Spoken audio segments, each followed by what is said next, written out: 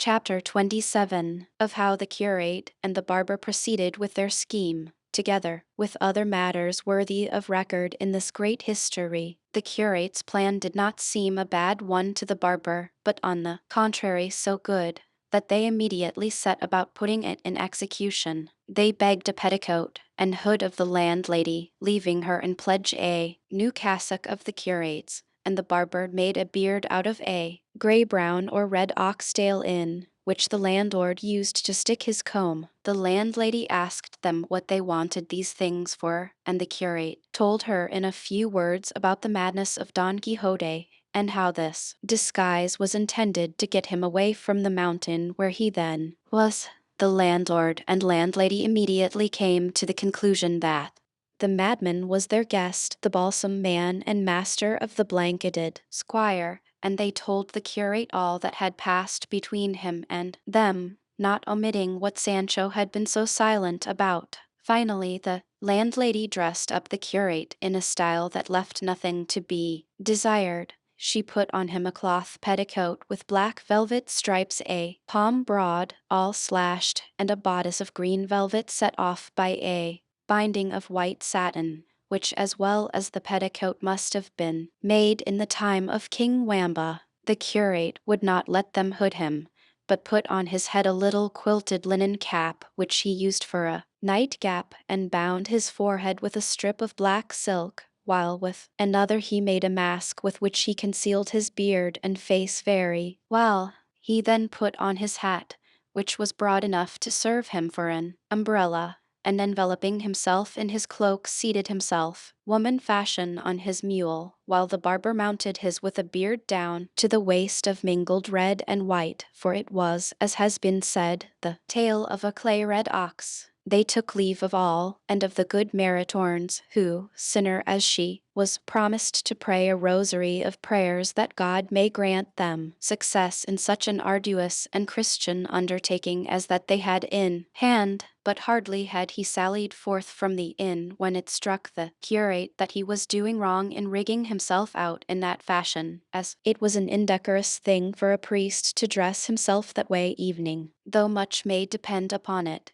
And saying so to the barber, he begged him to change dresses, as it was fitter he should be the distressed damsel, while he himself would play the squire's part, which would be less derogatory to his dignity. Otherwise he was resolved to have nothing more to do with the matter, and let the devil take Don Quixote. Just at this moment Sancho came up, and on seeing the pair in such a costume he was unable to restrain his laughter. The barber, however, agreed to do as the curate wished, and altering their plan, the curate went on to instruct him how to play his part and what to say to Don Quixote to induce and compel him to come with them and give up his fancy for the place he had chosen for his idle penance. The barber told him he could manage it properly without any instruction, and as he did not care to dress himself up until they were near where Don Quixote was, he folded up the garments, and the curate adjusted his beard, and they set out under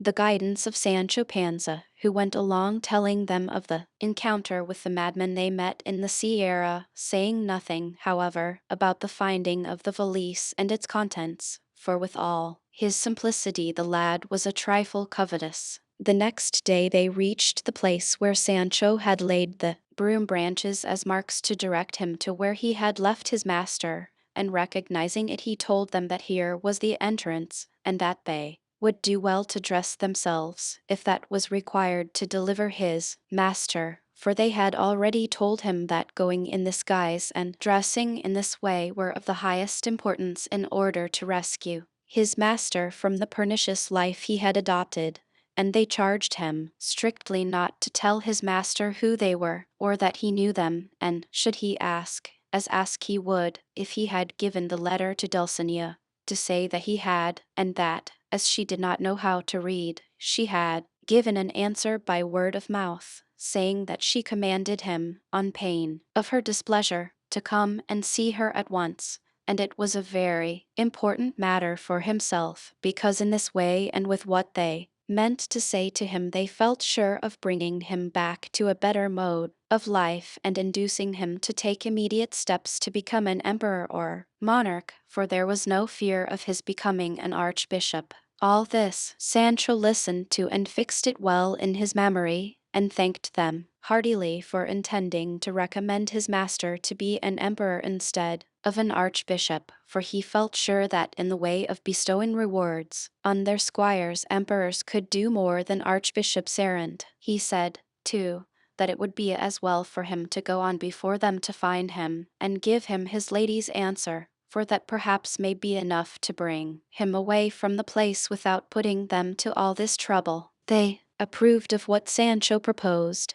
and resolved to wait for him until he brought back word of having found his master. Sancho pushed on into the glens of the Sierra, leaving them in one, through which there flowed a little gentle rivulet, and where the rocks and trees afforded a cool and grateful shade. It was an August day with all the heat of one, and the heat in those parts is intense, and the hour was 3 in the afternoon, all which made the spot the more inviting and tempted them to wait there for Sancho's return, which they did. They were reposing then in the shade when a voice unaccompanied by the notes of any instrument, but sweet and pleasing in its tone, reached their ears, at which they were not a little astonished, as the place did not seem to them likely quarters for one who sang so well, for though it is often said that shepherds of rare voice are to be found in the woods and fields, this is rather a flight of the poet's fancy than the truth. And still more surprised were they when they perceived that what they heard sung were the verses not of rustic shepherds, but of the polished wits of the city, and so it proved, for the verses they heard were these: "What makes my quest of happiness seem vain? Disdain. What bids me to abandon hope of ease? Jealousies. What holds my heart in anguish of suspense? Absence. If that be so, then for my grief, where shall I turn to seek relief, when hope on every side lies slain by absence, jealousies, disdain? What the prime cause of all my woe does prove? Love. What at my glory ever looks askance? Chance. From where is permission to afflict me given? Heaven. If that be so, I but await the stroke of a resistless fate, since, working for my woe, these three, love, chance, and heaven, in league I see. What must I do to find a remedy? Die. What is the lure for love when coy and strange? Change. What, if all fail, will cure the heart of sadness? Madness. If that be so, it is but folly to seek a cure for melancholy. Ask where it lies. The answer says, in change, in madness, or in death. The hour, the summer season, the solitary place, the voice and skill of the singer, all contributed to the wonder and delight of the two listeners, who remained still waiting to hear something more. Finding, however, that the silence continued some little time, they resolved to go in search of the musician who sang with so fine a voice. But just as they were about to do so, they were checked by the same voice, which once more fell upon their ears, singing this sonnet: "When heavenward, holy friendship, you didst go, soaring to seek your home beyond the sky, and take your seat among the saints on high, it was your will to leave on earth below your semblance, and upon it to bestow your veil, with which at times hypocrisy, parading in your shape, deceives the eye, and makes its vileness bright as virtue show. Friendship, return to us, or force the cheat that wears it now, your livery to restore, by aid of which sincerity is slain. If you will not unmask your counterfeit, this earth will be the prey of strife once more, as when primeval discord held its reign." The song ended with a deep sigh, and again the listeners remained waiting attentively for the singer to resume, but perceiving that the music had now turned to sobs and heartrending moans, they determined to find out who the unhappy being could be whose voice was as rare as his sighs were piteous, and they had not proceeded far when, on turning the corner of a rock, they discovered a man of the same aspect and appearance as Sancho had described to them when he told them the story of Cardenio. He, showing no astonishment when he saw them, stood still with his head bent down upon his breast like one in deep thought, without raising his eyes to look at them after the first glance, when they suddenly came upon him. The curate, who was aware of his misfortune and recognized him by the description, being a man of good address, approached him and in a few sensible words entreated and urged him to quit a life of such misery, lest he should end it there, which would be the greatest of all misfortunes. Cardenio was then in his right mind, free from any attack of that madness which so frequently carried him away, and seeing them dressed in a fashion so unusual among the frequenters of those wilds, could not help showing some surprise, especially when he heard them speak of his case as if it were a well-known matter, for the curate's words gave him to understand as much, so he replied to them thus: I see plainly, sirs, whoever you may be, that heaven, whose care it is to succor the good and evening the wicked, very often here, in this remote spot, cut off from human intercourse, sends me, though I deserve it not, those who seek to draw me away from this to some better retreat, showing me by many and forcible arguments how unreasonably I act in leading the life I do, but as they know that if I escape from this evil I shall fall into another still greater, perhaps they will set me down as a weak-minded man, or, what is worse, one devoid of reason, nor would it be any wonder, for I myself can perceive that the effect of the recollection of my misfortunes is so great and works so powerfully to my ruin, that in spite of myself I become at times like a stone, without feeling or consciousness, and I come to feel the truth of it when they tell me and show me proofs of the things I have done, when the terrible fit overmasters me, and all I can do is bewail my lot in vain, and idly curse my destiny, and plead for my madness by telling how it was caused, to any that care to hear it. For no reasonable beings on learning the cause will wonder at the defects, and if they cannot help me, at least they will not blame me, and the repugnance they feel at my wild ways will turn into pity for my woes. If it be, sirs, that you are here with the same design as others have come, before you proceed with your wise arguments, I entreat you to hear the story of my countless misfortunes, for perhaps, when you have heard it, you will spare yourselves the trouble you would take in offering consolation to grief that is beyond the reach of it. As they, both of them, desired nothing more than to hear from his own lips the cause of his suffering, they entreated him to tell it, promising not to do anything for his relief or comfort that he did not wish. And upon that the unhappy gentleman began his sad story in nearly the same words and manner in which he had related it to Don Quixote and the Goatherd a few days before, when, through Master Elisabad and Don Quixote's scrupulous observance of what was due to chivalry, the tale was left unfinished, as this history has already recorded. But now, fortunately, the mad fit kept off, allowed him to tell it to the end, and so, coming to the incident of the note which Don Fernando had found in the volume of Amadis of Gaul, Cardenio said that he remembered it perfectly, and that it was in these words: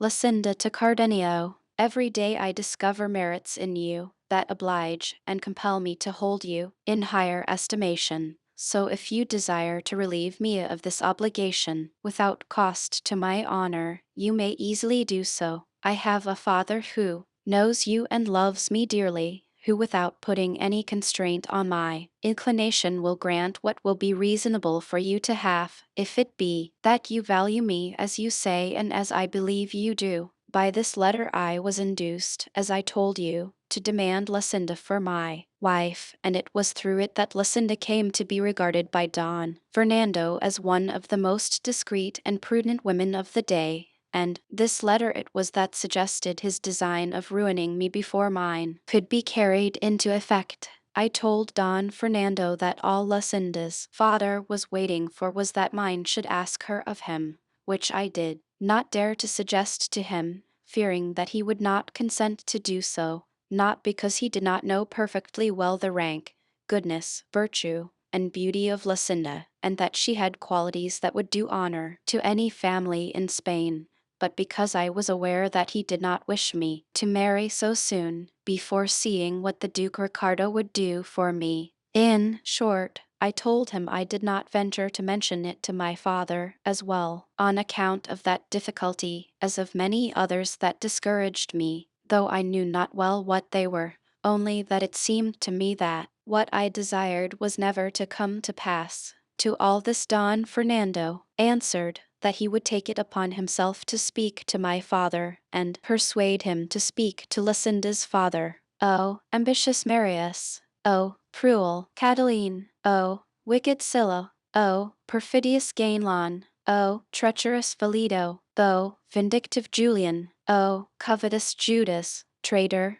cruel, vindictive, and perfidious, where had this poor wretch failed in his fidelity, who with such frankness showed you the secrets and the joys of his heart? What offense did I commit? What words did I utter, or what counsels did I give, that had not the furtherance of your honor and welfare for their aim? But, woe is me, therefore do I complain? For sure it is that when misfortunes spring from the stars, descending from on high, they fall upon us with such fury and violence that no power on earth can check their course nor human device stay their coming. Who could have thought that Don Fernando, a high-born gentleman, intelligent, bound to me by gratitude for my services, one that could win the object of his love wherever he may set his affections, could have become so obdurate, as they say, as to rob me of my one ewe lamb that was not evening yet in my possession? But, laying aside these useless and unavailing reflections, let us take up the broken thread of my unhappy story. To proceed, then, Don Fernando, finding my presence an obstacle to the execution of his treacherous and wicked design, resolved to send me to his elder brother under the pretext of asking money from him to pay for 6 horses, which, purposely, and with the sole object of sending me away, that he may the better carry out his infernal scheme, he had purchased, the very day he offered to speak to my father, and the price of which he now desired me to fetch.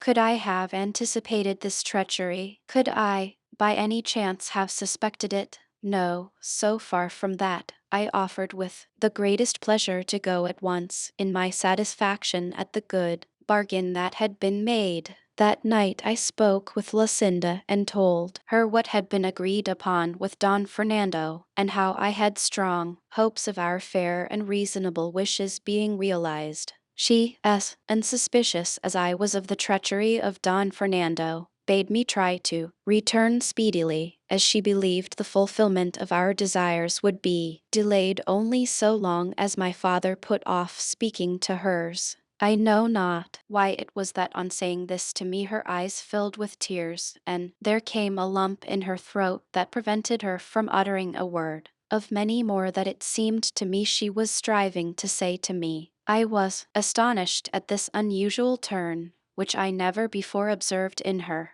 for we always conversed, whenever good fortune and my ingenuity gave us the chance, with the greatest gaiety and cheerfulness, mingling tears, sighs, jealousies, doubts, or fears with our words. It was all on my part a eulogy of my good fortune that heaven should have given her to me for my mistress. I glorified her beauty, I extolled her worth and her understanding, and she paid me back by praising in me what in her love for me she thought worthy of praise, and besides we had 100,000 trifles and doings of our neighbors and acquaintances to talk about, and the utmost extent of my boldness was to take, almost by force, one of her fair white hands and carry it to my lips, as well as the closeness of the low grating that separated us allowed me. But the night before the unhappy day of my departure she wept, she moaned, she sighed, and she withdrew, leaving me filled with perplexity and amazement, overwhelmed at the sight of such strange and affecting signs of grief and sorrow in Lucinda. But not to dash my hopes, I ascribed it all to the depth of her love for me and the pain that separation gives those who love tenderly. At last I took my departure, sad and dejected, my heart filled with fancies and suspicions, but not knowing well what it was I suspected or fancied, plain omens pointing to the sad event and misfortune that was awaiting me. I reached the place where I had been sent, gave the letter to Don Fernando's brother, and was kindly received but not promptly dismissed, for he desired me to wait, very much against my will, 8 days in some place where the Duke his father was not likely to see me, as his brother wrote that the money was to be sent without his knowledge, all of which was a scheme of the treacherous Don Fernando, for his brother had no want of money to enable him to dispatch me at once. The command was one that exposed me to the temptation of disobeying it, as it seemed to me impossible to endure life for so many days separated from Lucinda, especially after leaving her in the sorrowful mood I have described to you. Nevertheless, as a dutiful servant I obeyed, though I felt it would be at the cost of my well-being. But 4 days later there came a man in quest of me with a letter which he gave me, and which by the address I perceived to be from Lucinda, as the writing was hers. I opened it with fear and trepidation, persuaded that it must be something serious that had impelled her to write to me when at a distance, as she seldom did so when I was near. Before reading it I asked the man who it was that had given it to him, and how long he had been upon the road. He told me that as he happened to be passing through one of the streets of the city at the hour of noon, a very beautiful lady called to him from a window, and with tears in her eyes said to him hurriedly, "Brother, if you are, as you seem to be, a Christian, for the love of God I entreat you to have this letter dispatched without a moment's delay to the place and person named in the address, all which is well known, and by this you will render a great service to our Lord, and that you may be at no inconvenience in doing so, take what is in this handkerchief," and said he. With this she threw me a handkerchief out of the window in which were tied up 100 reals and this gold ring which I bring here, together with the letter I have given you. And then, without waiting for any answer, she left the window, though not before she saw me take the letter and the handkerchief, and I had by signs let her know that I would do as she bade me. And so, seeing myself so well paid for the trouble I would have in bringing it to you, and knowing by the address that it was to you it was sent for, Senor, I know you very well, and also unable to resist that beautiful lady's tears, I resolved to trust no one else, but to come myself and give it to you, and in 16 hours from the time when it was given me I have made the journey, which, as you know, is 18 leagues. All the while the good-natured improvised courier was telling me this, I hung upon his words, my legs trembling under me so that I could scarcely stand. However, I opened the letter and read these words: "The promise Don Fernando gave you to urge your father to speak to mine, he has fulfilled much more to his own satisfaction than to your advantage. I have to tell you, Senor, that he has demanded me for a wife, and my father, led away by what he considers Don Fernando's superiority over you, has favored his suit so cordially that in 2 days therefore the betrothal is to take place with such secrecy and so privately that the only witnesses are to be the heavens above and a few of the household. Picture to yourself the state I am in. Judge if it be urgent for you to come. The issue of the affair will show you whether I love you or not. God grant this may come to your hand before mine shall be forced to link itself with his who keeps so ill the faith that he has pledged." Such, in brief, were the words of the letter, words that made me set out at once without waiting any longer for reply or money, for I now saw clearly that it was not the purchase of horses but of his own pleasure that had made Don Fernando send me to his brother. The exasperation I felt against Don Fernando, joined with the fear of losing the prize I had won by so many years of love and devotion, lent me wings, so that almost flying I reached home the same day, by the hour which served for speaking with Lucinda. I arrived unobserved, and left the mule on which I had come at the house of the worthy man who had brought me the letter, and fortune was pleased to be for once so kind that I found Lucinda at the grating that was the witness of our loves. She recognized me at once, and I her, but not as she ought to have recognized me, or I her. But who is there in the world that can boast of having fathomed or understood the wavering mind and unstable nature of a woman? Of a truth no one. To proceed, As soon as Lucinda saw me, she said, Cardenio, I am in my bridal dress, and the treacherous Don Fernando and my covetous father are waiting for me in the hall with the other witnesses who shall be the witnesses of my death before they witness my betrothal. Be not distressed, my friend, but contrive to be present at this sacrifice, and, if that cannot be prevented by my words, I have a dagger concealed which will prevent more deliberate violence, putting an end to my life, and giving you a first proof of the love I have borne and bear you. I replied to her distractedly and hastily, in fear lest I should not have time to reply. May your words be verified by your deeds, lady, and if you have a dagger to save your honor, I have a sword to defend you or kill myself if fortune be against us. I think she could not have heard all these words, for I perceived that they called her away in haste as the bridegroom was waiting. Now the night of my sorrow set in, the sun of my happiness went down. I felt my eyes bereft of sight, my mind of reason. I could not enter the house, nor was I capable of any movement, but reflecting how important it was that I should be present at what may take place on the occasion, I nerved myself as best I could and went in, for I well knew all the entrances and outlets, and besides, with the confusion that in secret pervaded the house, no one took notice of me, so, without being seen, I found an opportunity of placing myself in the recess formed by a window of the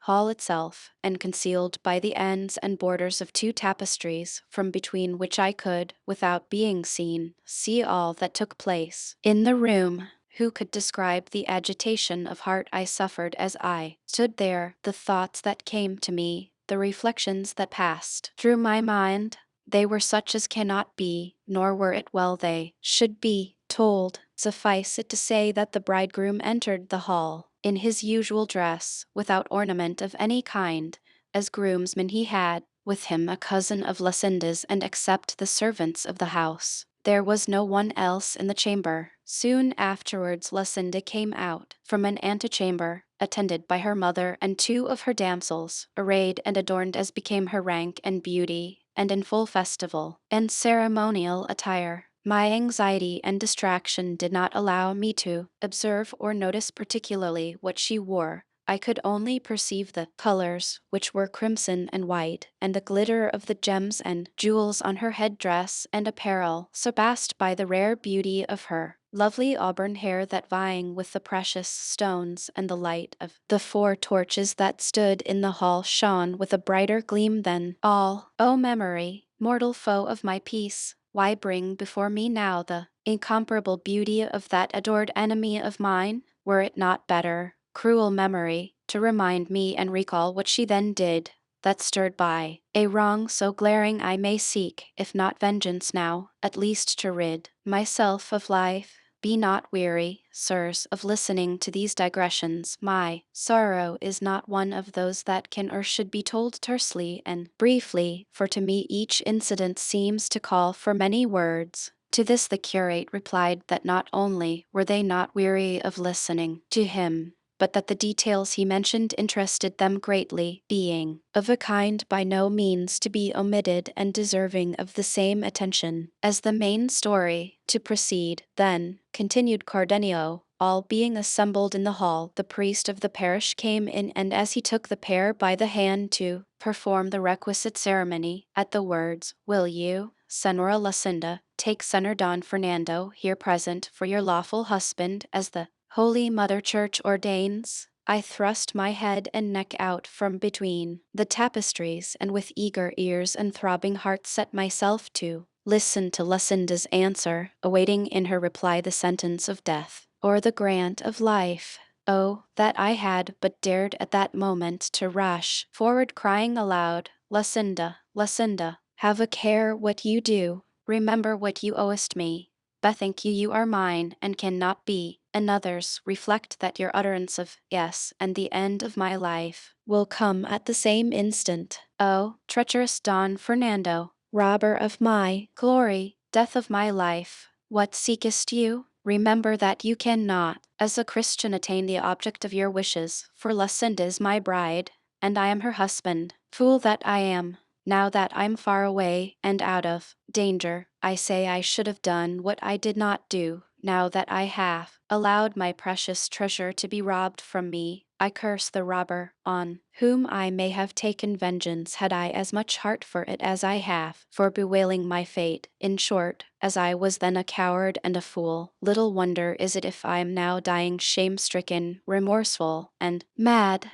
The priest stood waiting for the answer of Lucinda, who for a long time withheld it, and just as I thought she was taking out the dagger to save her honor, or struggling for words to make some declaration of the truth on my behalf, I heard her say in a faint and feeble voice, "I will." Don Fernando said the same, and giving her the ring they stood linked by a knot that could never be loosed. The bridegroom then approached to embrace his bride, and she, pressing her hand upon her heart, fell fainting in her mother's arms. It only remains now for me to tell you the state I was in when in that consent that I heard I saw all my hopes mocked, the words and promises of Lucinda proved falsehoods, and the recovery of the prize I had that instant lost rendered impossible for ever. I stood stupefied, wholly abandoned, it seemed, by heaven, declared, the enemy of the earth that bore me,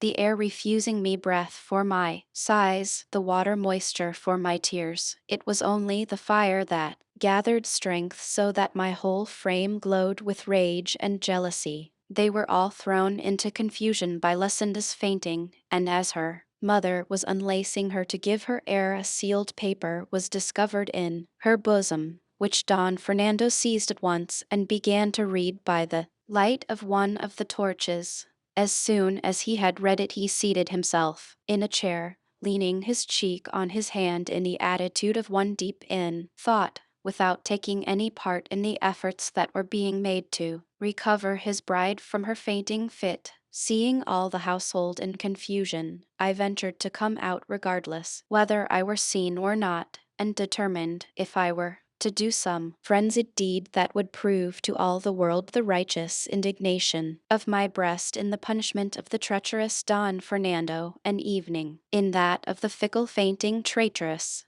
But my fate, doubtless, reserving me for greater sorrows, if such there be, so ordered it that just then I had enough and to spare of that reason which has since been wanting to me, and so, without seeking to take vengeance on my greatest enemies, which may have been easily taken, as all thought of me was so far from their minds, I resolved to take it upon myself, and on myself to inflict the pain they deserved, perhaps with even greater severity than I should have dealt out to them had I then slain them, for sudden pain is soon over, but that which is protracted by tortures is ever slaying without ending life. In a word, I quitted the house and reached that of the man with whom I had left my mule. I made him saddle it for me, mounted without bidding him farewell, and rode out of the city, like another lot, not daring to turn my head to look back upon it. And when I found myself alone in the open country, screened by the darkness of the night, and tempted by the stillness to give vent to my grief without apprehension or fear of being heard or seen, then I broke silence and lifted up my voice in maledictions upon Lucinda and Don Fernando, as if I could thus avenge the wrong they had done me. I called her cruel, ungrateful, false, thankless, but above all covetous, since the wealth of my enemy had blinded the eyes of her affection, and turned it from me to transfer it to one to whom fortune had been more generous and liberal. And yet, amid of this outburst of execration and upbraiding, I found excuses for her, saying it was no wonder that a young girl in the seclusion of her parents' house, trained and schooled to obey them, always should have been ready to yield to their wishes when they offered her for a husband, a gentleman of such distinction, wealth, and noble birth, that if she had refused to accept him she would have been thought out of her senses, or to have set her affection elsewhere, a suspicion injurious to her fair name and fame. But then again, I said, had she declared I was her husband, they would have seen that in choosing me she had not chosen so ill, but that they may excuse her,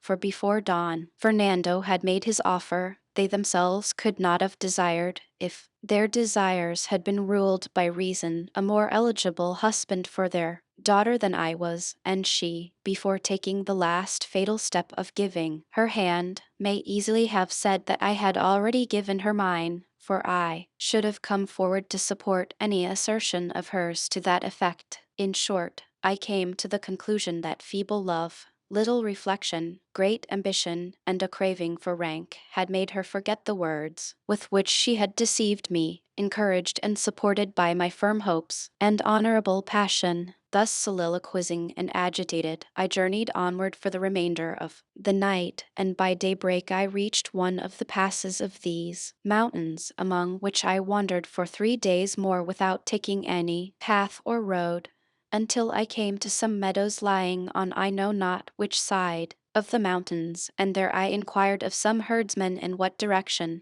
the most rugged part of the range lay. They told me that it was in this quarter, and I at once directed my course here, intending to end my life here. But as I was making my way among these crags, my mule dropped, dead through fatigue and hunger, or, as I think more likely, in order to have done with such a worthless burden as it bore in me, I was left on foot, worn out, famishing, without anyone to help me or any thought of seeking help, and so thus I lay stretched on the ground how long I know not, after which I rose up free from hunger, and found beside me some goatherds, who no doubt were the persons who had relieved me in my need, for they told me how they had found me, and how I had been uttering ravings that showed plainly I had lost my reason, and since then I am conscious that I am not always in full possession of it, but at times so deranged and crazed that I do 1,000 mad things, tearing my clothes, crying aloud in these solitudes, cursing my fate, and idly calling on the dear name of her who is my enemy, and only seeking to end my life in lamentation. And when I recover my senses, I find myself so exhausted and weary that I can scarcely move.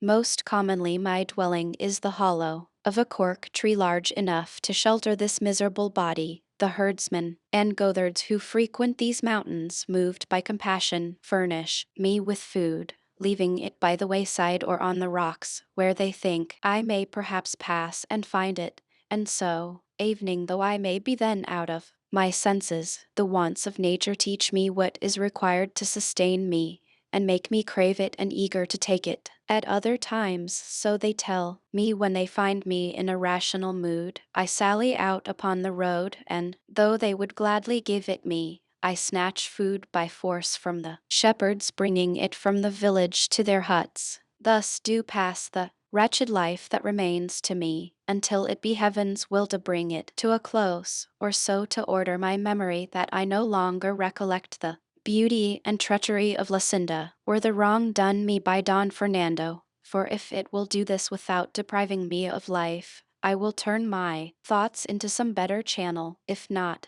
I can only implore it to have full mercy on my soul, for in myself I feel no power or strength to release my body from this strait in which I have of my own accord chosen to place it. Such, sirs, is the dismal story of my misfortune. Say if it be one that can be told with less emotion than you have seen in me, and do not trouble yourselves with urging or pressing upon me what reason suggests as likely to serve for my relief, for it will avail me as much as the medicine prescribed by a wise physician avails the sick man who will not take it. I have no wish for health without Lucinda, and since it is her pleasure to be another's when she is or should be mine, let it be mine to be a prey to misery when I may have enjoyed happiness. Chapter 28, which treats of the strange and delightful adventure that befell the curate and the barber in the same Sierra. Happy and fortunate were the times when that most daring knight Don Quixote of La Mancha was sent into the world, for by reason of his having formed a resolution so honorable as that of seeking to revive and restore to the world the long lost and almost defunct order of knight-errantry, we now enjoy in this age of ours, so poor in light entertainment, not only the charm of his veracious history, but also of the tales and episodes contained in it, which are, in a measure, no less pleasing, ingenious, and truthful than the history itself, which, resuming its thread, carded, spun, and wound, relates that just as the curate was going to offer consolation to Cardenio, he was interrupted by a voice that fell upon his ear, saying in plaintive tones, "O God, is it possible I have found a place that may serve as a secret grave for the weary load of this body that I support so unwillingly? The solitude these mountains promise deceives me not. It is so. Ah, woe is me! How much more grateful to my mind will be the society of these rocks and breaks that permit me to complain of my misfortune to heaven, than that of any human being, for there is none on earth to look to for counsel in doubt, comfort in sorrow, or relief in distress." All this was heard distinctly by the curate and those with him, and as it seemed to them to be uttered close by, as truly it was, they got up to look for the speaker, and before they had gone 20 paces they discovered behind a rock, seated at the foot of an ash tree, a youth in the dress of a peasant, whose face they were unable at the moment to see, as he was leaning forward, bathing his feet in the brook that flowed past. They approached so silently that he did not perceive them, being fully occupied in bathing his feet, which were so fair that they looked like 2 pieces of shining crystal brought forth among the other stones of the brook. The whiteness and beauty of these feet struck them with surprise, for they did not seem to have been made to crush clods or to follow the plow and the oxen as their owner's dress suggested, and so, finding they had not been noticed, the curate, who was in front, made a sign to the other 2 to conceal themselves behind some fragments of rock that lay there, which they did, observing closely what the youth was about. He had on a loose, double-skirted dark brown jacket bound tight to his body with a white cloth. He wore besides breeches and gaiters of brown cloth, and on his head a brown montera, and he had the gaiters turned up as far as the middle of the leg, which truly seemed to be of pure alabaster. As soon as he had done bathing his beautiful feet, he wiped them with a towel he took from under the montera, on taking off which he raised his face, and those who were watching him had an opportunity of seeing a beauty so exquisite that Cardenio said to the curate in a whisper, "As this is not Lucinda, it is no human creature but a divine being." The youth then took off the montera, and shaking his head from side to side there broke loose and spread out a mass of hair that the beams of the sun may have envied. By this they knew that what had seemed a peasant was a lovely woman, no, the most beautiful the eyes of 2 of them had ever beheld, or evening Cardenio's if they had not seen and known Lucinda, for he afterwards declared that only the beauty of Lucinda could compare with this. The long auburn tresses not only covered her shoulders, but such was their length and abundance, concealed her all round beneath their masses, so that except the feet nothing of her form was visible. She now used her hands as a comb, and if her feet had seemed like bits of crystal in the water, her hands looked like pieces of driven snow among her locks, all which increased not only the admiration of the 3 beholders, but their anxiety to learn who she was. With this object, they resolved to show themselves, and at the stir they made in getting upon their feet, the fair damsel raised her head, and parting her hair from before her eyes with both hands, she looked to see who had made the noise, and the instant she perceived them she started to her feet, and, without waiting to put on her shoes or gather up her hair, hastily snatched up a bundle as though of clothes that she had beside her, and, scared and alarmed, endeavored to take flight. But before she had gone 6 paces she fell to the ground, her delicate feet being unable to bear the roughness of the stones, seeing which, the 3 hastened towards her, and the curate addressing her first said,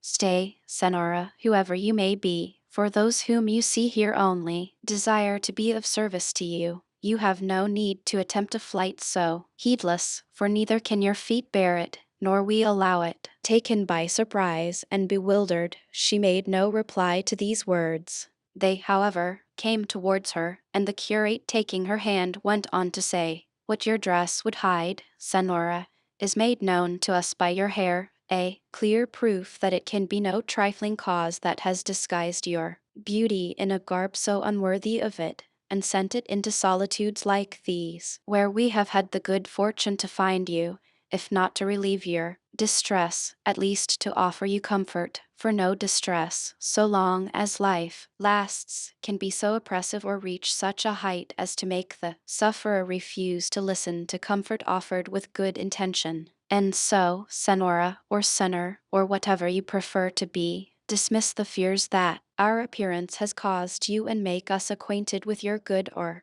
evil fortunes, for from all of us together, or from each one of us, you will receive sympathy in your trouble." While the curate was speaking, the disguised damsel stood as if spellbound, looking at them without opening her lips or uttering a word, just like a village rustic to whom something strange that he has never seen before has been suddenly shown. But on the curate addressing some further words to the same effect to her, sighing deeply, she broke silence, and said, "Since the solitude of these mountains has been unable to conceal me, and the escape of my disheveled tresses will not allow my tongue to deal in falsehoods, it would be idle for me now to make any further pretense of what, if you were to believe me, you would believe more out of courtesy than for any other reason. This being so, I say I thank you, sirs, for the offer you have made me, which places me under the obligation of complying with the request you have made of me, though I fear the account I shall give you of my misfortunes will excite in you as much concern as compassion, for you will be unable to suggest anything to remedy them or any consolation to alleviate them. However, that my honor may not be left a matter of doubt in your minds, now that you have discovered me to be a woman, and see that I am young, alone, and in distress, things that taken together or separately would be enough to destroy any good name, I feel bound to tell what I would willingly keep secret if I could." All this she who was now seen to be a lovely woman delivered without any hesitation, with so much ease and in so sweet a voice that they were not less charmed by her intelligence than by her beauty, and as they again repeated their offers and entreaties to her to fulfill her promise, she, without further pressing, first modestly covering her feet and gathering up her hair, seated herself on a stone with the three placed around her, and after an effort to restrain some tears that came to her eyes, in a clear and steady voice began her story thus: "In this Andalusia there is a town from which a duke takes a title which makes him one of those that are called grandees of Spain. This nobleman has two sons, the elder heir to his dignity and apparently to his good qualities, the younger heir to I know not what, unless it be the treachery of Valido and the falsehood of Gainlon. My parents are this lord's vassals, lowly in origin, but so wealthy that if birth had conferred as much on them as fortune, they would have had nothing left to desire, nor should I have had reason to fear trouble like that in which I find myself now, for it may be that my ill fortune came of theirs in not having been nobly born. It is true they are not so low that they have any reason to be ashamed of their condition, but neither are they so high as to remove from my mind the impression that my mishap comes of their humble birth. They are, in short, peasants, plain homely people, without any taint of disreputable blood, and, as the saying is, old rusty Christians, but so rich that by their wealth and free-handed way of life, they are coming by degrees to be considered gentlefolk by birth, and evening by position, though the wealth and nobility they thought most of was having me for their daughter, and as they have no other child to make their heir, and are affectionate parents, I was one of the most indulged daughters that ever parents indulged. I was the mirror in which they beheld themselves, the staff of their old age, and the object in which, with submission to heaven, all their wishes, sentient and mine, were in accordance with theirs, for I knew their worth. And as I was mistress of their hearts, so was I also of their possessions. Through me they engaged or dismissed their servants, Through my hands passed the accounts and returns of what was sown and reaped, the oil mills, the wine presses, the count of the flocks and herds, the beehives, all in short that a rich farmer like my father has or can have, I had under my care, and I acted as steward and mistress with an assiduity on my part and satisfaction on theirs that I cannot well describe to you. The leisure hours left to me after I had given the requisite orders to the head shepherds, overseers, and other laborers, I passed in such employments as are not only allowable but necessary for young girls, those that the needle, embroidery, cushion, and spinning wheel usually afford, and if to refresh my mind I quitted them for a while, I found recreation in reading some devotional book or playing the harp, for experience taught me that music soothes the troubled mind and relieves weariness of spirit. Such was the life I led in my parents' house, and if I have depicted it thus minutely, it is not out of ostentation or to let you know that I am rich, but that you may see how, without any fault of mine, I have fallen from the happy condition I have described to the misery I am in at present. The truth is that while I was leading this busy life, in a retirement that may compare with that of a monastery, and unseen, as I thought, by any except the servants of the house, for when I went to Mass it was so early in the morning, and I was so closely attended by my mother and the women of the household, and so thickly veiled and so shy, that my eyes scarcely saw more ground than I trod on. In spite of all this, the eyes of love, or idleness, more properly speaking, that the lynxes cannot rival, discovered me, with the help of the assiduity of Don Fernando, for that is the name of the younger son of the Duke I told of. The moment the speaker mentioned the name of Don Fernando, Cardenio changed color and broke into a sweat, with such signs of emotion that the curate and the barber,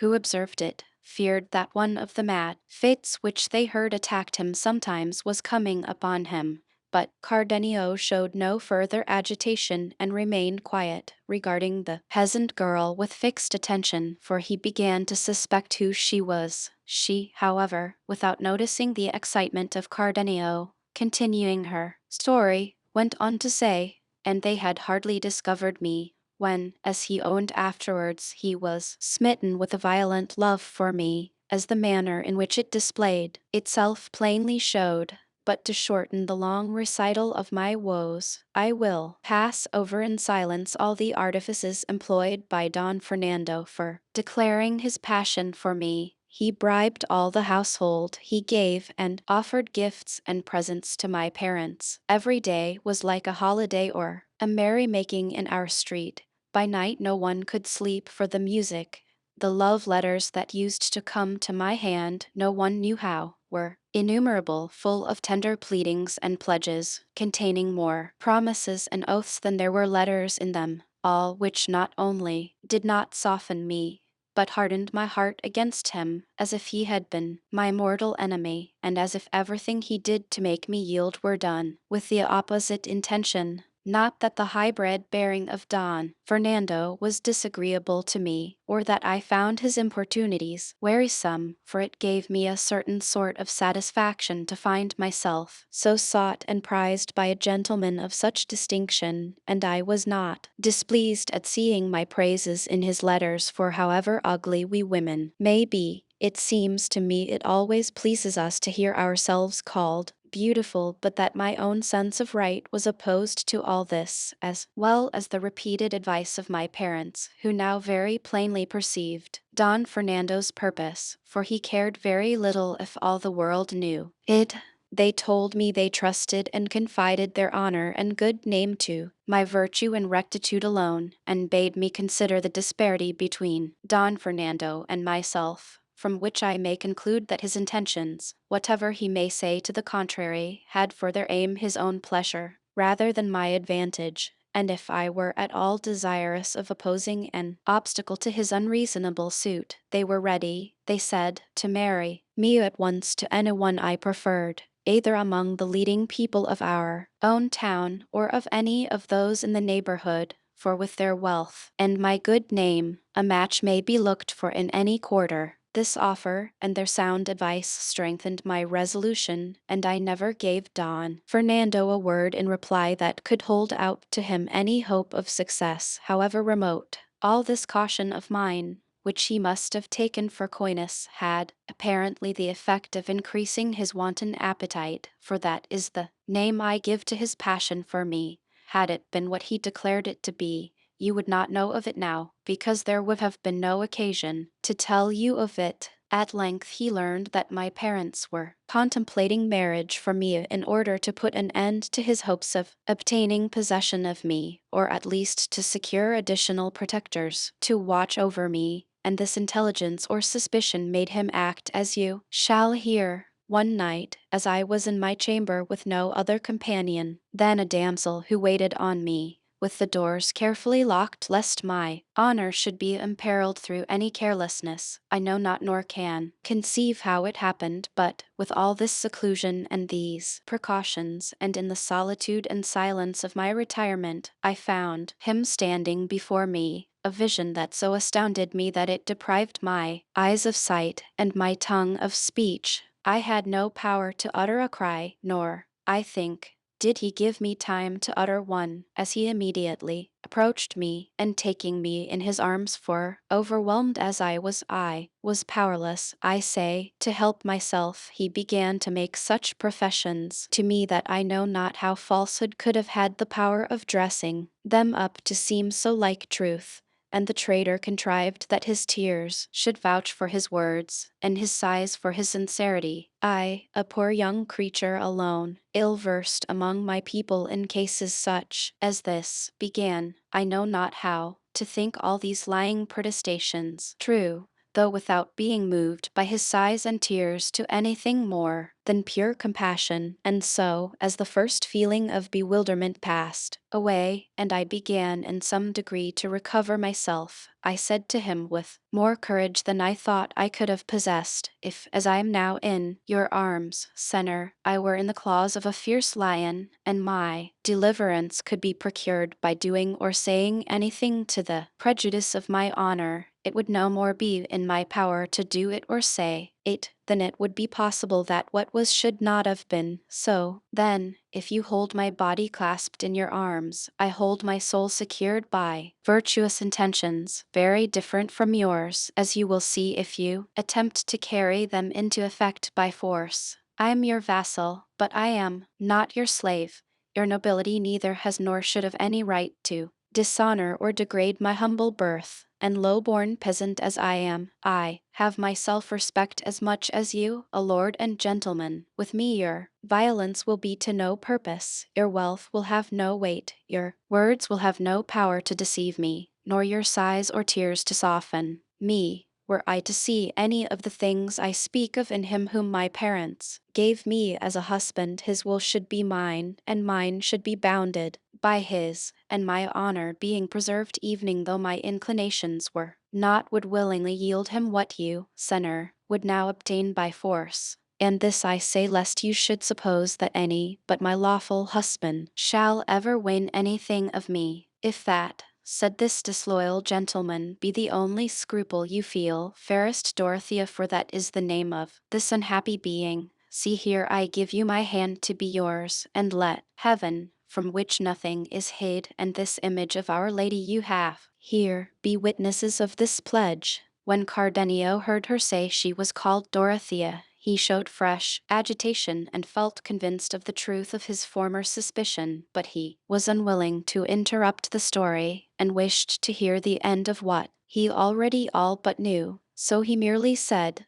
"What, is Dorothy your name, Senora? I have heard of another of the same name who can perhaps match your misfortunes, but proceed. By and by I may tell you something that will astonish you as much as it will excite your compassion." Dorothea was struck by Cardenio's words as well as by his strange and miserable attire, and begged him if he knew anything concerning her to tell it to her at once, for if fortune had left her any blessing it was courage to bear whatever calamity may fall upon her, as she felt sure that none could reach her capable of increasing in any degree what she endured already. I would not let the occasion pass Senora, replied Cardenio, of telling you what I think, if what I suspect were the truth. But so far, there has been no opportunity, nor is it of any importance to you to know it. Be it as it may, replied Dorothea, what happened in my story was that Don Fernando, taking an image that stood in the chamber, placed it as a witness of our betrothal, and with the most binding words and extravagant oaths gave me his promise to become my husband, though before he had made an end of pledging himself I bade him consider well what he was doing, and think of the anger his father would feel at seeing him married to a peasant girl and one of his vassals. I told him not to let my beauty, such as it was, blind him, for that was not enough to furnish an excuse for his transgression, and if in the love he bore me he wished to do me any kindness, it would be to leave my lot to follow its course at the level my condition required, for marriages so unequal never brought happiness, nor did they continue long to afford the enjoyment they began. With all this that I have now repeated I said to him, and much more which I cannot recollect, but it had no effect in inducing him to forego his purpose. He who has no intention of paying does not trouble himself about difficulties when he is striking the bargain. At the same time I argued the matter briefly in my own mind, saying to myself, I shall not be the first who has risen through marriage from a lowly to a lofty station, nor will Don Fernando be the first whom beauty or, as is more likely, a blind attachment has led to mate himself below his rank. Then, since I am introducing no new usage or practice, I may as well avail myself of the honor that chance offers me, for evening though his inclination for me should not outlast the attainment of his wishes, I shall be, after all, his wife before God, and if I strive to repel him by scorn, I can see that, fair means failing, he is in a mood to use force, and I shall be left dishonored and without any means of proving my innocence to those who cannot know how innocently I have come to be in this position. For what arguments would persuade my parents that this gentleman entered my chamber without my consent? All these questions and answers passed through my mind in a moment, but the oaths of Don Fernando, the witnesses he appealed to, the tears he shed, and lastly the charms of his person and his high-bred grace, which, accompanied by such signs of genuine love, may well have conquered a heart evening more free and coy than mine. These were the things that more than all began to influence me and lead me unawares to my ruin. I called my waiting maid to me, that there may be a witness on earth besides those in heaven, and again Don Fernando renewed and repeated his oaths, invoked as witnesses fresh saints in addition to the former ones, called down upon himself 1,000 curses hereafter should he fail to keep his promise, shed more tears, redoubled his sighs, and pressed me closer in his arms, from which he had never allowed me to escape, and so I was left by my maid, and ceased to be one, and he became a traitor and a perjured man. The day which followed the night of my misfortune did not come so quickly, I imagine, as Don Fernando wished, for when desire has attained its object, the greatest pleasure is to fly from the scene of pleasure. I say so because Don Fernando made all haste to leave me, and by the adroitness of my maid, who was truly the one who had admitted him, gained the street before daybreak, but on taking leave of me he told me, though not with as much earnestness and fervor as when he came, that I may rest assured of his faith and of the sanctity and sincerity of his oaths. And to confirm his words he drew a rich ring off his finger and placed it upon mine. He then took his departure and I was left, I know not whether sorrowful or happy. All I can say is I was left agitated and troubled in mind and almost bewildered by what had taken place, and I had not the spirit, or else it did not occur to me, to chide my maid for the treachery she had been guilty of in concealing Don Fernando in my chamber, for as yet I was unable to make up my mind whether what had befallen me was for good or evil. I told Don Fernando at parting that as I was now his, he may see me on other nights in the same way until it should be his pleasure to let the matter become known. but except the following night, he came no more, nor for more than a month could I catch a glimpse of him in the street or in church,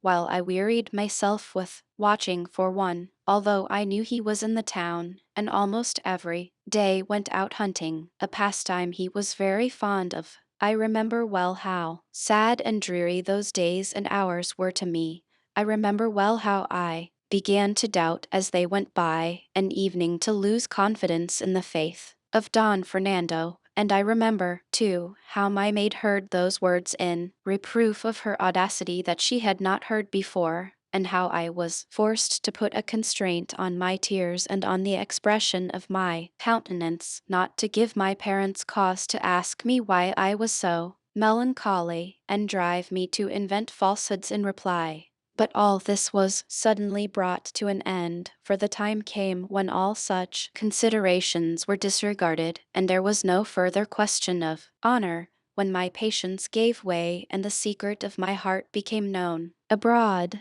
The reason was that a few days later it was reported in the town that Don Fernando had been married in a neighboring city to a maiden of rare beauty, the daughter of parents of distinguished position, though not so rich that her portion would entitle her to look for so brilliant a match. It was said, too, that her name was Lucinda, and that at the betrothal some strange things had happened. Cardenio heard the name of Lucinda, but he only shrugged his shoulders, bit his lips, bent his brows, and before long 2 streams of tears escaped from his eyes. Dorothea, however, did not interrupt her story, but went on in these words. This sad intelligence reached my ears, and instead of being struck with a chill, with such wrath and fury did my heart burn that I scarcely restrained myself from rushing out into the streets, crying aloud and proclaiming openly the perfidy and treachery of which I was the victim.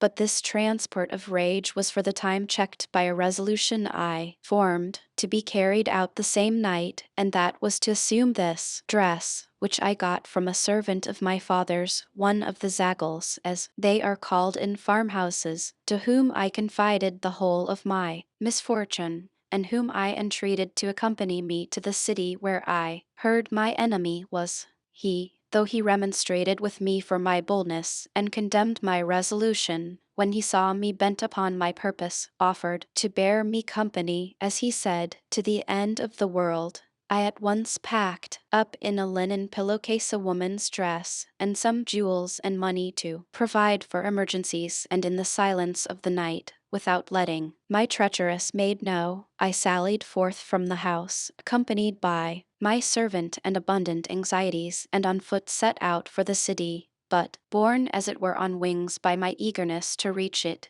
if not to prevent what I presumed to be already done, at least to call upon Don Fernando to tell me with what conscience he had done it. I reached my destination in 2 days and a half, and on entering the city inquired for the house of Lucinda's parents. The first person I asked gave me more in reply than I sought to know. He showed me the house, and told me all that had occurred at the betrothal of the daughter of the family, an affair of such notoriety in the city that it was the talk of every knot of idlers in the street. He said that on the night of Don Fernando's betrothal with Lucinda, as soon as she had consented to be his bride by saying yes, she was taken with a sudden fainting fit, and that on the bridegroom approaching to unlace the bosom of her dress to give her air, he found a paper in her own handwriting, in which she said and declared that she could not be Don Fernando's bride because she was already Cardenio's, who, according to the man's account, was a gentleman of distinction of the same city, and that if she had accepted Don Fernando, it was only in obedience to her parents. In short, he said, the words of the paper made it clear she meant to kill herself on the completion of the betrothal, and gave her reasons for putting an end to herself, all which was confirmed, it was said, by a dagger they found somewhere in her clothes. On seeing this, Don Fernando, persuaded that Lucinda had befooled, slighted, and trifled with him, assailed her before she had recovered from her swoon, and tried to stab her with the dagger that had been found,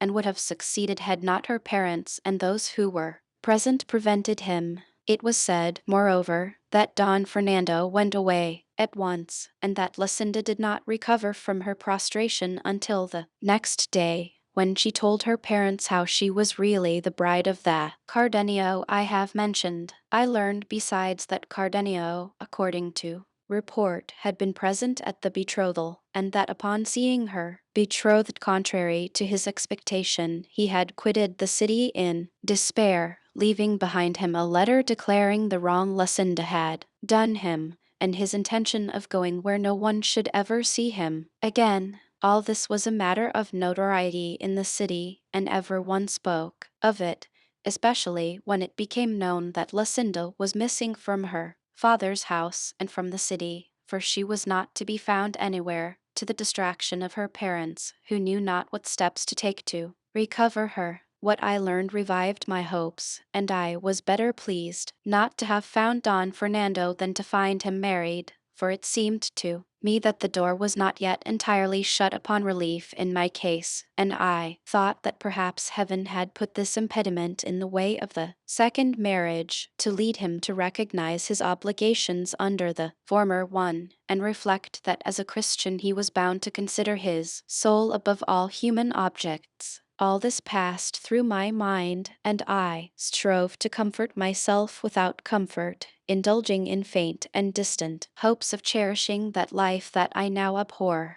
But while I was in the city, uncertain what to do, as I could not find Don Fernando, I heard notice given by the public crier offering a great reward to anyone who should find me, and giving the particulars of my age and of the very dress I wore. And I heard it said that the lad who came with me had taken me away from my father's house, a thing that cut me to the heart, showing how low my good name had fallen, since it was not enough that I should lose it by my flight, but they must add with whom I had fled, and that one so much beneath me and so unworthy of my consideration. The instant I heard the notice, I quitted the city with my servant, who now began to show signs of wavering in his fidelity to me, and the same night, for fear of discovery, we entered the most thickly wooded part of these mountains. But, as is commonly said, one evil calls up another, and the end of one misfortune is apt to be the beginning of one still greater, and so it proved in my case, for my worthy servant, until then so faithful and trusty, when he found me in this lonely spot, moved more by his own villainy than by my beauty, sought to take advantage of the opportunity which these solitudes seemed to present him, and with little shame and less fear of God and respect for me, began to make overtures to me,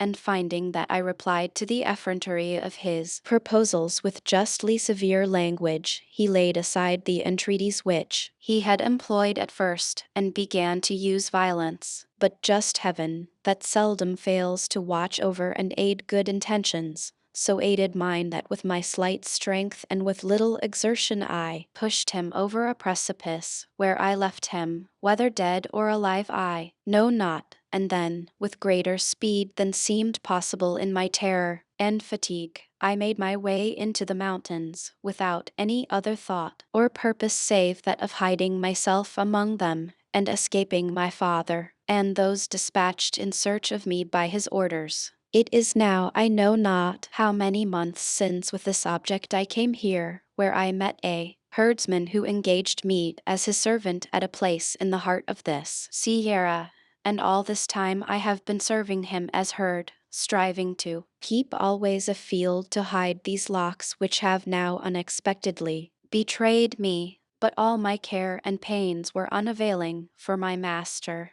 made the discovery that I was not a man, and harbored the same base designs as my servant, and as fortune does not always supply a remedy in cases of difficulty, and I had no precipice or ravine at hand down which to fling the master and cure his passion, as I had in the servant's case, I thought it a lesser evil to leave him and again conceal myself among these crags than make trial of my strength and argument with him.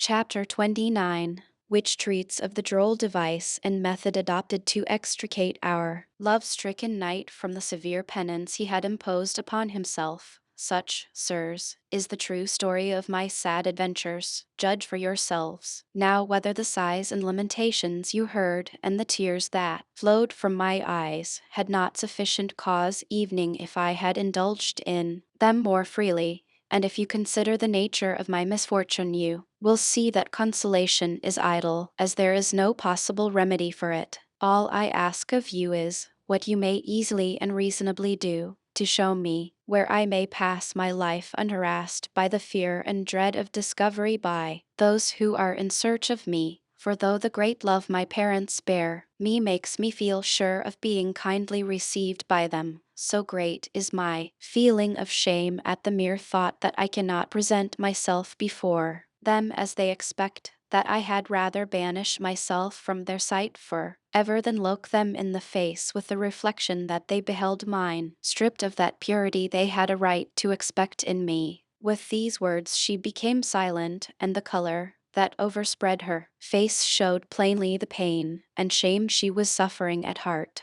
In theirs the listeners felt as much pity as wonder at her misfortunes, but, as the curate was just about to offer her some consolation and advice, Cardenio forestalled him, saying, "So then, Senora, you are the fair Dorothea, the only daughter of the rich Clenardo?" Dorothea was astonished at hearing her father's name, and at the miserable appearance of him who mentioned it, for it has been already said how wretchedly clad Cardenio was. So she said to him, "And who may you be, brother, who seem to know my father's name so well? For so far, if I remember rightly, I have not mentioned it in the whole story of my misfortunes." "I am that unhappy being, Senora," replied Cardenio, "whom, as you have said, Lucinda declared to be her husband. I'm the unfortunate Cardenio, whom the wrongdoing of him who has brought you to your present condition has reduced to the state you see me in, bare, ragged, bereft of all human comfort,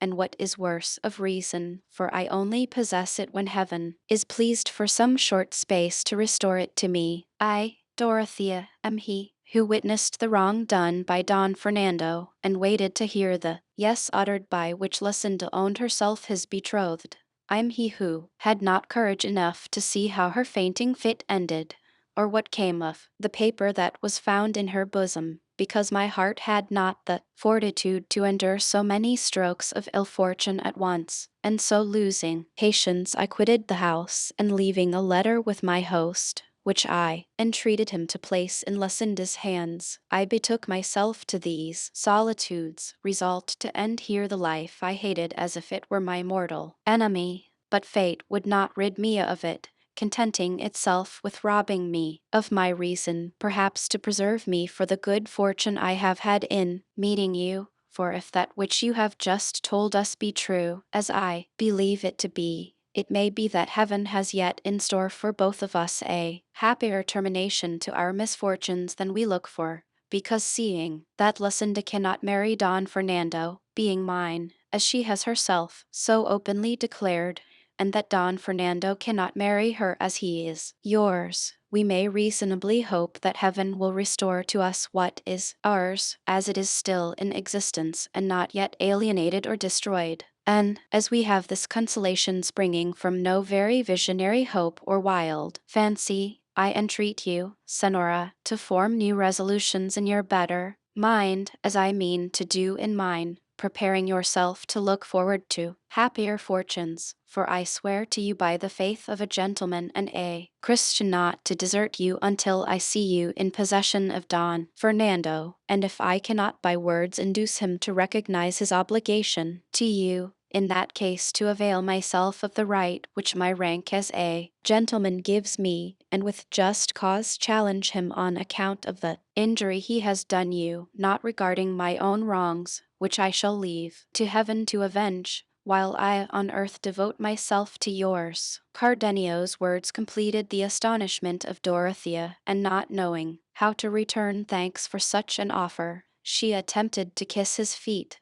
but Cardenio would not permit it, and the licentiate replied for both, commended the sound reasoning of Cardenio, and lastly begged, advised, and urged them to come with him to his village, where they may furnish themselves with what they needed and take measures to discover Don Fernando, or restore Dorothea to her parents, or do what seemed to them most advisable. Cardenio and Dorothea thanked him and accepted the kind offer he made them, and the barber, who had been listening to all attentively and in silence, on his part some kindly words also, and with no less goodwill than the curate, offered his services in any way that may be of use to them. He also explained to them in a few words the object that had brought them there and the strange nature of Don Quixote's madness, and how they were waiting for his squire, who had gone in search of him. Like the recollection of a dream, the quarrel he had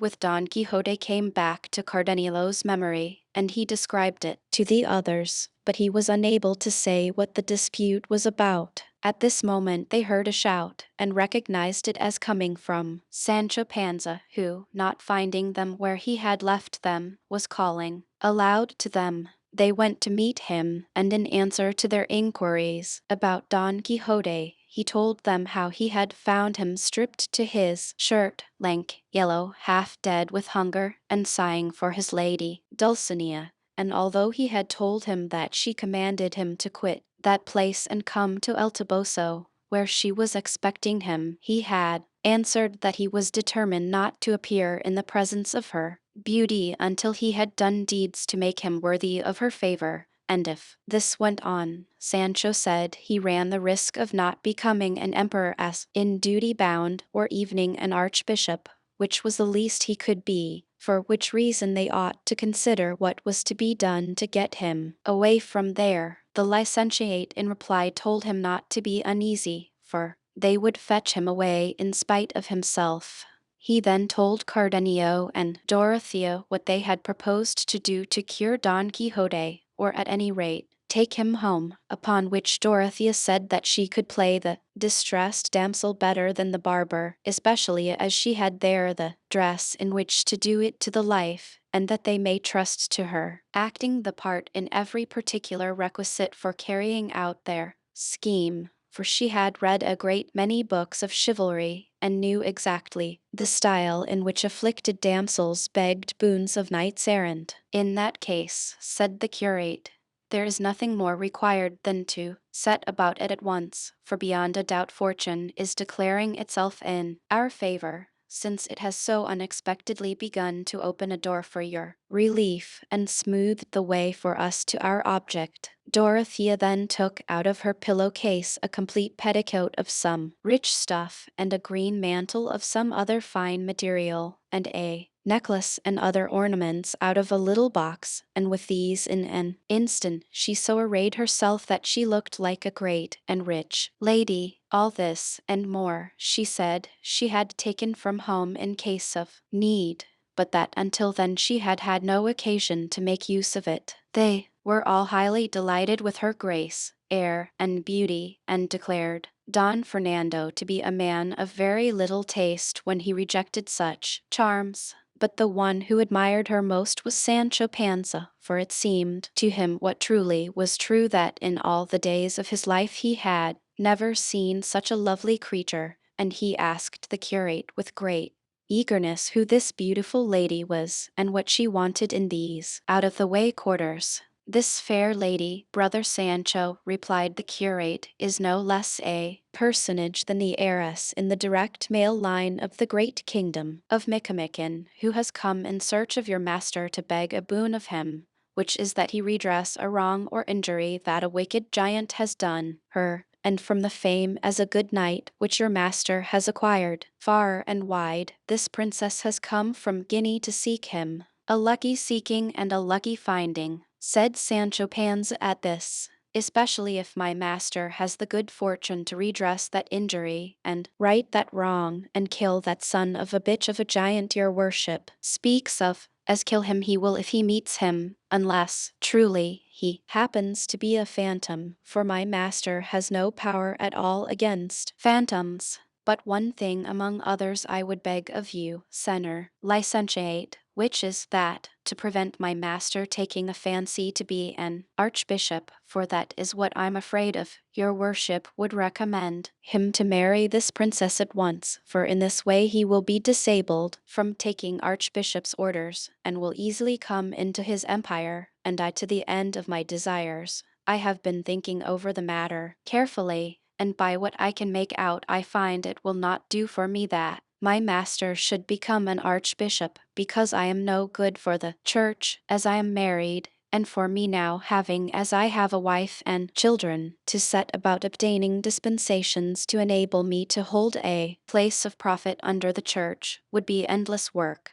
So that, sinner, it all turns on my master marrying this lady at once, for as yet I do not know her grace, and so I cannot call her by her name. She is called the Princess Micomicona, said the curate, for as her kingdom is Micomicon, it is clear that must be her name. There's no doubt of that, replied Sancho, for I have known many to take their name and title from the place where they were born and call themselves Pedro of Alcala, Juan of Ubeda, and Diego of Valladolid. And it may be that over there in Guinea queens have the same way of taking the names of their kingdoms. So it may, said the curate, and as for your master's marrying, I will do all in my power towards it, with which Sancho was as much pleased as the curate was amazed at his simplicity and at seeing what a hold the absurdities of his master had taken of his fancy, for he had evidently persuaded himself that he was going to be an emperor. By this time Dorothea had seated herself upon the curate's mule, and the barber had fitted the ox-tail beard to his face, and they now told Sancho to conduct them to where Don Quixote was, warning him not to say that he knew either the licentiate or the barber, as his master's becoming an emperor entirely depended on his not recognizing them. Neither the curate nor Cardenio, however, thought fit to go with them. Cardenio lest he should remind Don Quixote of the quarrel he had with him, and the curate, as there was no necessity for his presence just yet, so they allowed the others to go on before them, while they themselves followed slowly on foot. The curate did not forget to instruct Dorothea how to act, but she said they may make their minds easy, as everything would be done exactly as the books of chivalry required and described. They had gone about 3/4 of a league when they discovered Don Quixote in a wilderness of rocks, by this time clothed but without his armor, and as soon as Dorothea saw him and was told by Sancho that that was Don Quixote, she whipped her palfrey, the well-bearded barber following her,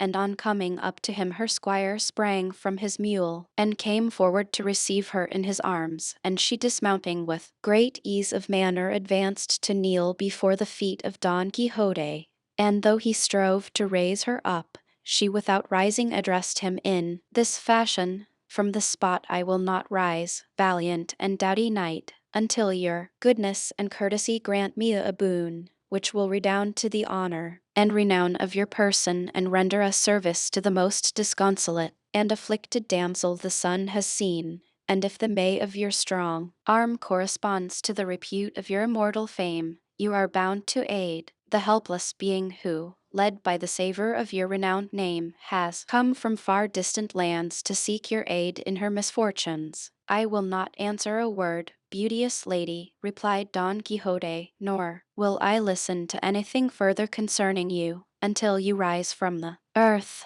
"I will not rise, sinner," answered the afflicted damsel, "unless of your courtesy the boon I ask is first granted me." "I grant and accord it," said Don Quixote, "provided without detriment or prejudice to my king, my country, or her who holds the key of my heart and freedom, it may be complied with. It will not be to the detriment or prejudice of any of them, my worthy lord," said the afflicted damsel, and here Sancho Panza drew close to his master's ear and said to him very softly, "Your worship may very safely grant the boon she asks. It's nothing at all, only to kill a big giant, and she who asks it is the exalted Princess Micomicona, queen of the great kingdom of Micomicon of Ethiopia." "Let her be who she may," replied Don Quixote, "I will do what is my bounden duty, and what my conscience bids me, in conformity with what I have professed. And turning to the damsel he said, Let your great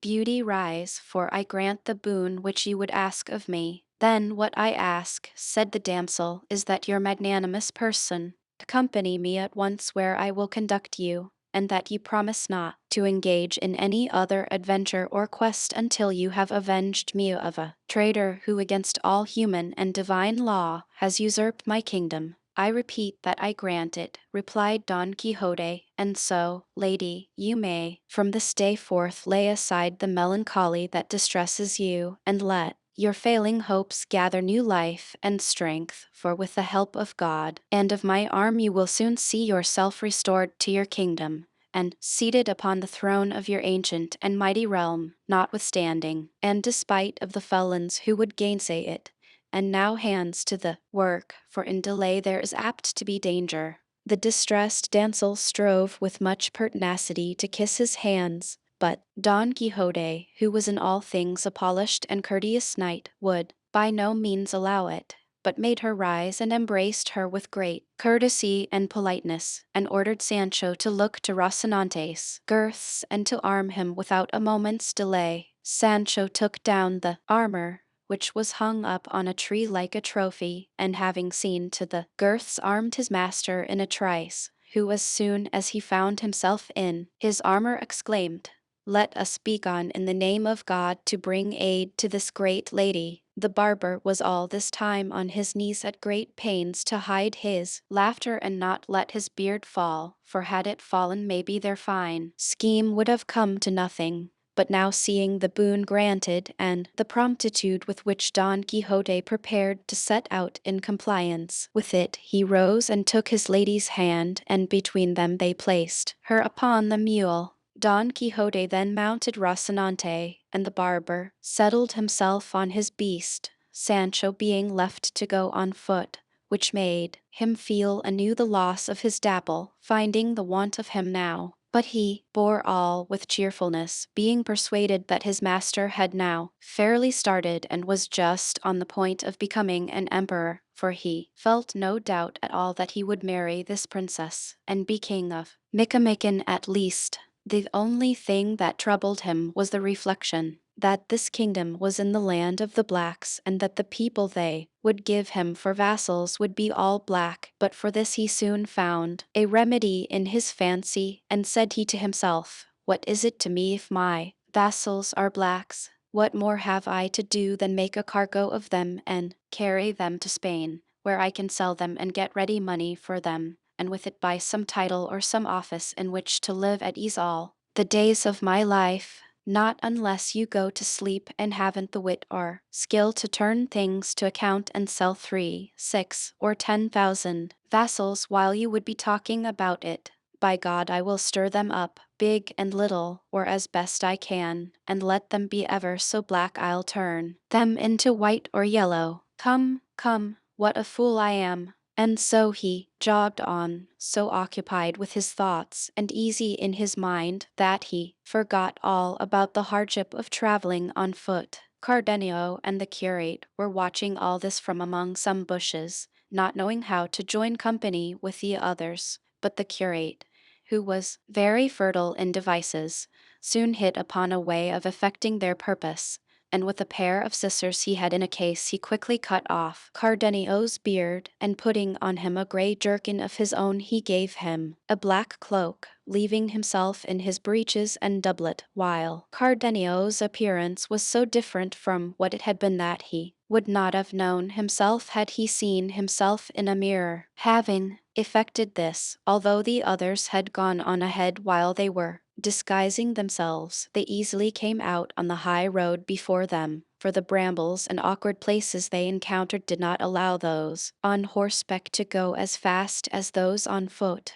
They then posted themselves on the level ground at the outlet of the Sierra, and as soon as Don Quixote and his companions emerged from it, the curate began to examine him very deliberately, as though he were striving to recognize him, and, after having stared at him for some time, he hastened towards him with open arms, exclaiming, "A happy meeting with the mirror of chivalry, my worthy compatriot Don Quixote of La Mancha, the flower and cream of high breeding, the protection and relief of the distressed, the quintessence of knights errant." And so saying, he clasped in his arms the knee of Don Quixote's left leg. He, astonished at the stranger's words and behavior, looked at him attentively, and at length recognized him, very much surprised to see him there, and made great efforts to dismount. This, however, the curate would not allow, on which Don Quixote said, "Permit me, Señor Licentiate, for it is not fitting that I should be on horseback, and so reverend a person as your worship on foot."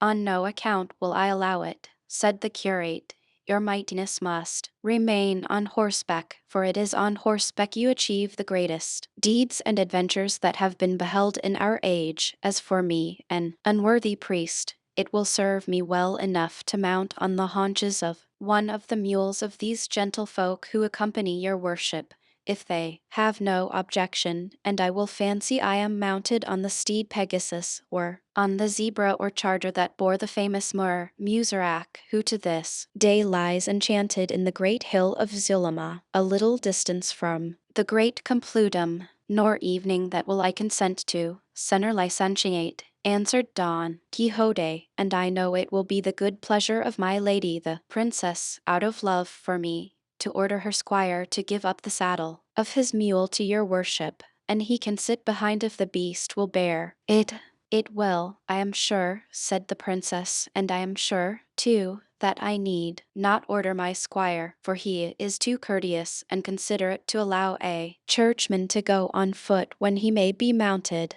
"That he is," said the barber, and at once alighting, he offered his saddle to the curate, who accepted it without much entreaty. But, unfortunately, as the barber was mounting behind, the mule, being as it happened a hired one, which is the same thing as saying ill-conditioned, lifted its hind hoofs and let fly a couple of kicks in the air, which would have made Master Nicholas wish his expedition in quest of Don Quixote at the devil had they caught him on the breast or head. As it was, they so took him by surprise that he came to the ground, giving so little heed to his beard that it fell off, and all he could do when he found himself without it was to cover his face hastily with both his hands and moan that his tests were knocked out. Don Quixote, when he saw all that bundle of beard detached, without jaws or blood, from the face of the fallen squire, exclaimed, "By the living God, but this is a great miracle! It has knocked off and plucked away the beard from his face as if it had been shaved off designedly." The curate, seeing the danger of discovery that threatened his scheme, at once pounced upon the beard and hastened with it to where Master Nicholas lay, still uttering moans, and drawing his head to his breast had it on in an instant, muttering over him some words which he said were a certain special charm for sticking on beards, as they would see, and as soon as he had it fixed he left him, and the squire appeared well bearded and whole as before, whereat Don Quixote was beyond measure astonished,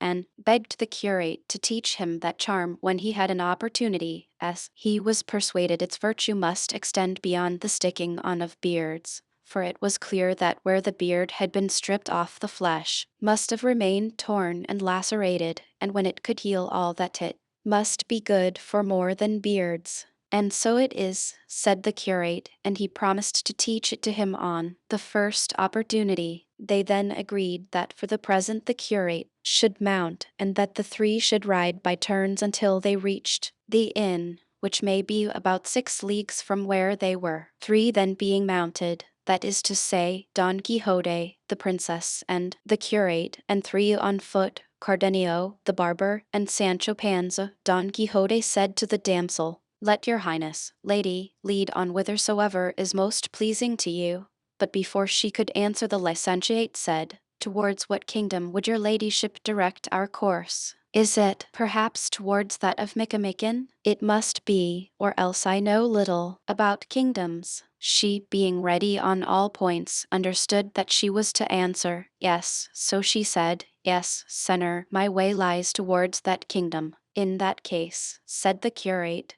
we must pass right through my village, and there your worship will take the road to Cartagena, where you will be able to embark, fortune favoring, and if the wind be fair and the sea smooth and tranquil, in somewhat less than 9 years you may come in sight of the great Lake Madonna. I mean Mahides, which is little more than 100 days' journey this side of your highness's kingdom. Your worship is mistaken, Senor, said she, for it is not 2 years since I set out from it, and though I never had good weather, nevertheless I am here to behold what I so longed for, and that is my Lord Don Quixote of La Mancha, whose fame came to my ears as soon as I set foot in Spain and impelled me to go in search of him, to commend myself to his courtesy and entrust the justice of my cause to the may of his invincible arm. Enough, no more praise, said Don Quixote at this, for I hate all flattery, and though this may not be so, still language of the kind is offensive to my chaste ears. I will only say, Senora, that whether it has, may or not, that which it may or may not of shall be devoted to your service evening to death. And now, leaving this to its proper season, I would ask the Senor Licentiate to tell me what it is that has brought him into these parts, alone, unattended, and so lightly clad that I am filled with amazement. I will answer that briefly, replied the curate. You must know then, Senor Don Quixote, that Master Nicholas, our friend and barber, and I were going to Seville to receive some money that a relative of mine who went to the Indies many years ago had sent me, and not such a small sum, but that it was over 60,000 pieces of 8, full weight, which is something. And passing by this place yesterday we were attacked by 4 footbeds, who stripped us evening to our beards, and them they stripped off so that the barber found it necessary to put on a false one an evening. This young man here pointing to Cardenio, they completely transformed. But the best of it is, the story goes in the neighborhood that those who attacked us belong to a number of galley slaves who, they say, were set free almost on the very same spot by a man of such valor that, in spite of the commissary and of the guards, he released the whole of them, and, beyond all doubt, he must have been out of his senses, or he must be as great a scoundrel as they, or some man without heart or conscience to let the wolf loose among the sheep, the fox among the hens, the fly among the honey. He has defrauded justice, and opposed his king and lawful master, for he opposed his just commands. He has, I say, robbed the galleys of their feet, stirred up the holy brotherhood which for many years past has been quiet, and, lastly, has done a deed by which his soul may be lost, without any gain to his body. Sancho had told the curate and the barber of the adventure of the galley slaves, which, so much to his glory, his master had achieved, and therefore the curate, in alluding to it, made the most of it to see what would be said or done by Don Quixote, who changed color at every word, not daring to say that it was he who had been the liberator of those worthy people. Chapter 30, which treats of a dress displayed by the fair Dorothea, with other matters pleasant and amusing. The curate had hardly ceased speaking, when Sancho said, in faith, then, Senor Licentiate, he who did that deed was my master, and it was not for want of my telling him beforehand and warning him to mind what he was about, and that it was a sin to set them at liberty, as they were all on the march there because they were special scoundrels. Blockhead, said Don Quixote at this, it is no business or concern of knights errant to inquire whether any persons in affliction, in chains, or oppressed that they may meet on the high roads go that way and suffer, as they do because of their faults or because of their misfortunes. It only concerns them to aid them as persons in need of help, having regard to their sufferings and not to their rascalities. I encountered a chaplet, or string of miserable and unfortunate people, and did for them what my sense of duty demands of me, and as for the rest be that as it may, and whoever takes objection to it, saving the sacred dignity of the center, licentiate and his honored person. I say he knows little about chivalry, and lies like a whoreson villain, and this I will give him to know to the fullest extent with my sword. And so saying he settled himself in his stirrups and pressed down his morion, for the barber's basin, which, according to him, was Mambrino's helmet, he carried hanging at the saddle bow until he could repair the damage done to it by the galley. Slaves. Dorothea, who was shrewd and sprightly, and by this time thoroughly understood Don Quixote's crazy turn, and that all except Sancho Panza were making game of him, not to be behind the rest, said to him, on observing his irritation, Sir Knight, remember the boon you have promised me, and that in accordance with it you must not engage in any other adventure, be it ever so pressing. Calm yourself, for if the licentiate had known that the galley slaves had been set free by that unconquered arm, he would have stopped his mouth thrice over, or evening, bitten his tongue 3 times before he would have said a word that tended towards disrespect of your worship. That I swear heartily, said the curate, and I would have evening plucked off a moustache. I will hold my peace, Senora, said Don Quixote, and I will curb the natural anger that had arisen in my breast, and will proceed in peace and quietness until I have fulfilled my promise. But in return for this consideration I entreat you to tell me, if you have no objection to do so, what is the nature of your trouble, and how many, who, and what are the persons of whom I am to require due satisfaction, and on whom I am to take vengeance on your behalf? That I will do with all my heart, replied Dorothea, if it will not be wearisome to you to hear of miseries and misfortunes. It will not be wearisome, Senora, said Don Quixote, to which Dorothea replied, well, if that be so, give me your attention. As soon as she said this, Cardenio and the barber drew close to her side, eager to hear what sort of story the quick-witted Dorothea would invent for herself.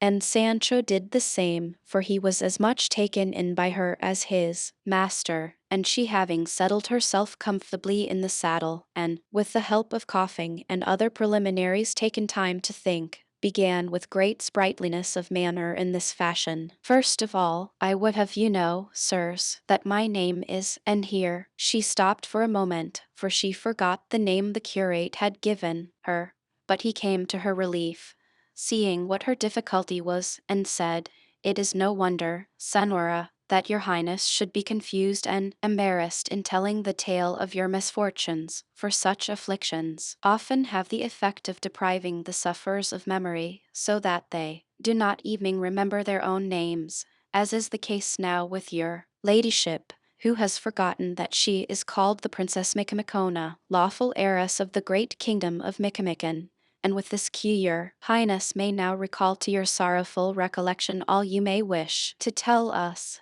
That is the truth, said the damsel, but I think from this on I shall have no need of any prompting, and I shall bring my true story safe into port, and here it is. The king my father, who was called Tinacrio the Sapient, was very learned in what they call magic arts, and became aware by his craft that my mother, who was called Queen Jaramilla, was to die before he did, and that soon after he too was to depart this life, and I was to be left an orphan without father or mother. But all this, he declared, did not so much grieve or distress him as his certain knowledge that a prodigious giant, the lord of a great island close to our kingdom, Pandafilando of the Scowl by name, for it is averred that, though his eyes are properly placed and straight, he always looks askew as if he squinted, and this he does out of malignity, to strike fear and terror into those he looks at, that he knew, I say, that this giant on becoming aware of my orphan condition would overrun my kingdom with a mighty force, and strip me of all, not leaving me even a small village to shelter me,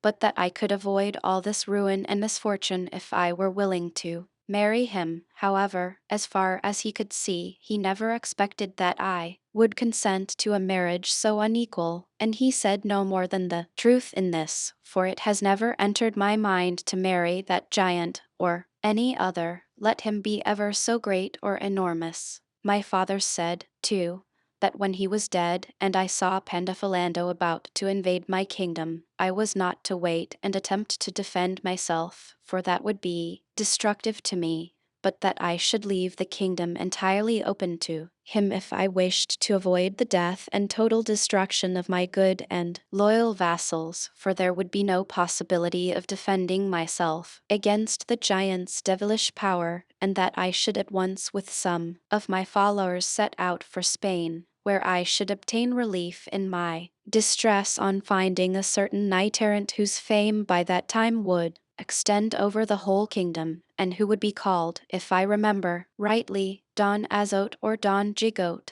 Don Quixote, he must have said, Senora, observed Sancho at this, otherwise called the Knight of the Rueful Countenance. That is it, said Dorothea. He said, moreover, that he would be tall of stature and lank-featured, and that on his right side under the left shoulder, or thereabouts, he would have a grey mole with hairs like bristles. On hearing this, Don Quixote said to his squire, Here, Sancho my son, bear a hand and help me to strip, for I want to see if I am the knight that sage king foretold. What does your worship want to strip for? Said Dorothea. To see if I have that mole your father spoke of, answered Don Quixote. There is no occasion to strip, said Sancho, for I know your worship has just such a mole on the middle of your backbone, which is the mark of a strong man. That is enough, said Dorothea, for with friends we must not look too closely into trifles, and whether it be on the shoulder or on the backbone matters little. It is enough if there is a mole, be it where it may, for it is all the same flesh. No doubt my good father hit the truth in every particular, and I have made a lucky hit in commending myself to Don Quixote, for he is the one my father spoke of, as the features of his countenance correspond with those assigned to this knight by that wide fame he has acquired not only in Spain but in all La Mancha. For I had scarcely landed at Osuna when I heard such accounts of his achievements, that at once my heart told me he was the very one I had come in search of. But how did you land at Osuna, Senora? Asked Don Quixote, when it is not a seaport. But before Dorothea could reply, the curate anticipated her, saying, the princess meant to say that after she had landed at Malaga, the first place where she heard of your worship was Osuna. That is what I meant to say, said Dorothea, and that would be only natural, said the curate. Will your majesty please proceed? There is no more to add, said Dorothea, save that in finding Don Quixote I have had such good fortune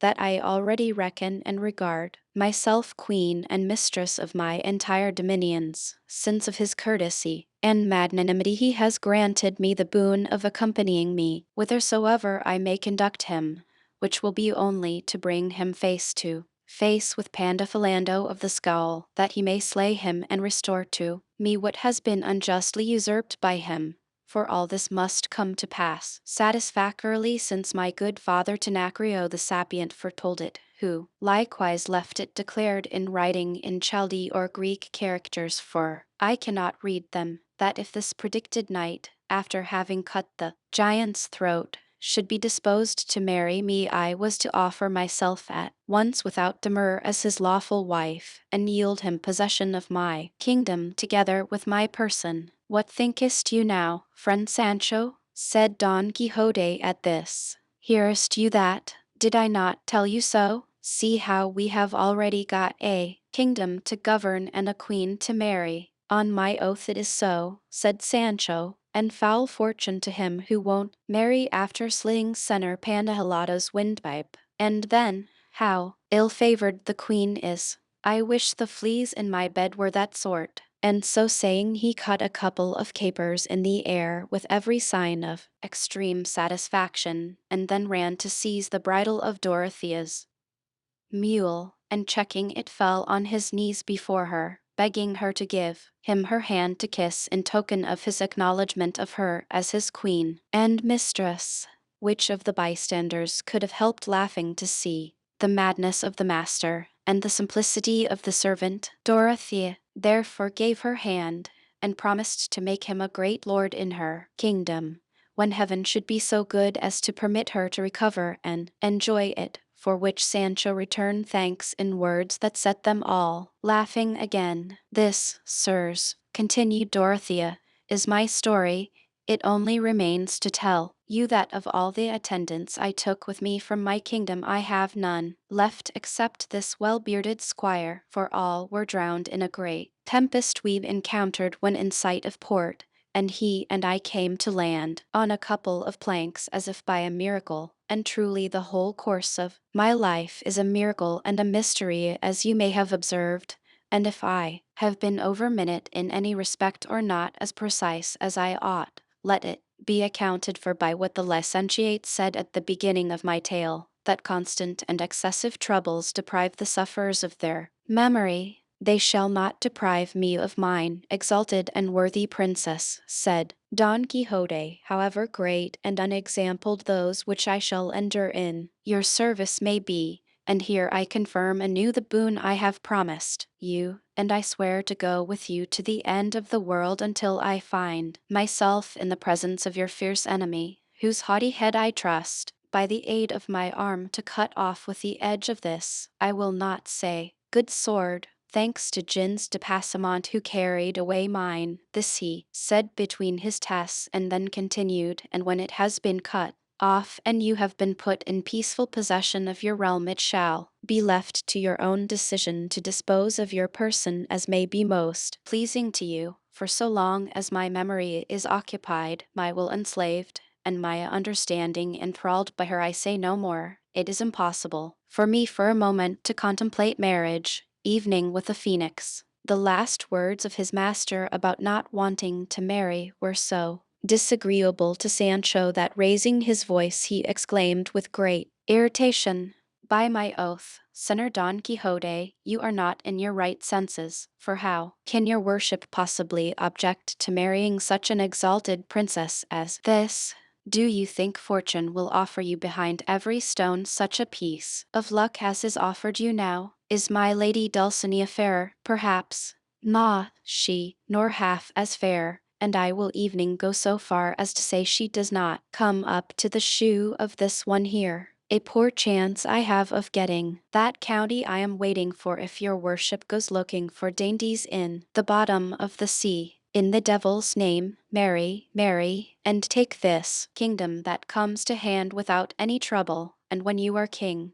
make me a marquis or governor of a province, and for the rest let the devil take it all. Don Quixote, when he heard such blasphemies uttered against his lady Dulcinea, could not endure it, and lifting his pike, without saying anything to Sancho or uttering a word, he gave him two such thwacks that he brought him to the ground, and had it not been that Dorothea cried out to him to spare him, he would have no doubt taken his life on the spot. Do you think, he said to him after a pause, you scurvy clown, that you are to be always interfering with me, and that you are to be always offending and I always pardoning? Don't fancy it, impious scoundrel, for that beyond a doubt you are, since you have set your tongue going against the peerless Dulcinea. Know you not, lout, vagabond, beggar, that, were it not for the may that she infuses into my arm, I should not have strength enough to kill a flea? Say, scoffer with a viper's tongue, what think you has won this kingdom and cut off this giant's head and made you a marquis? For all this I count as already accomplished and decided,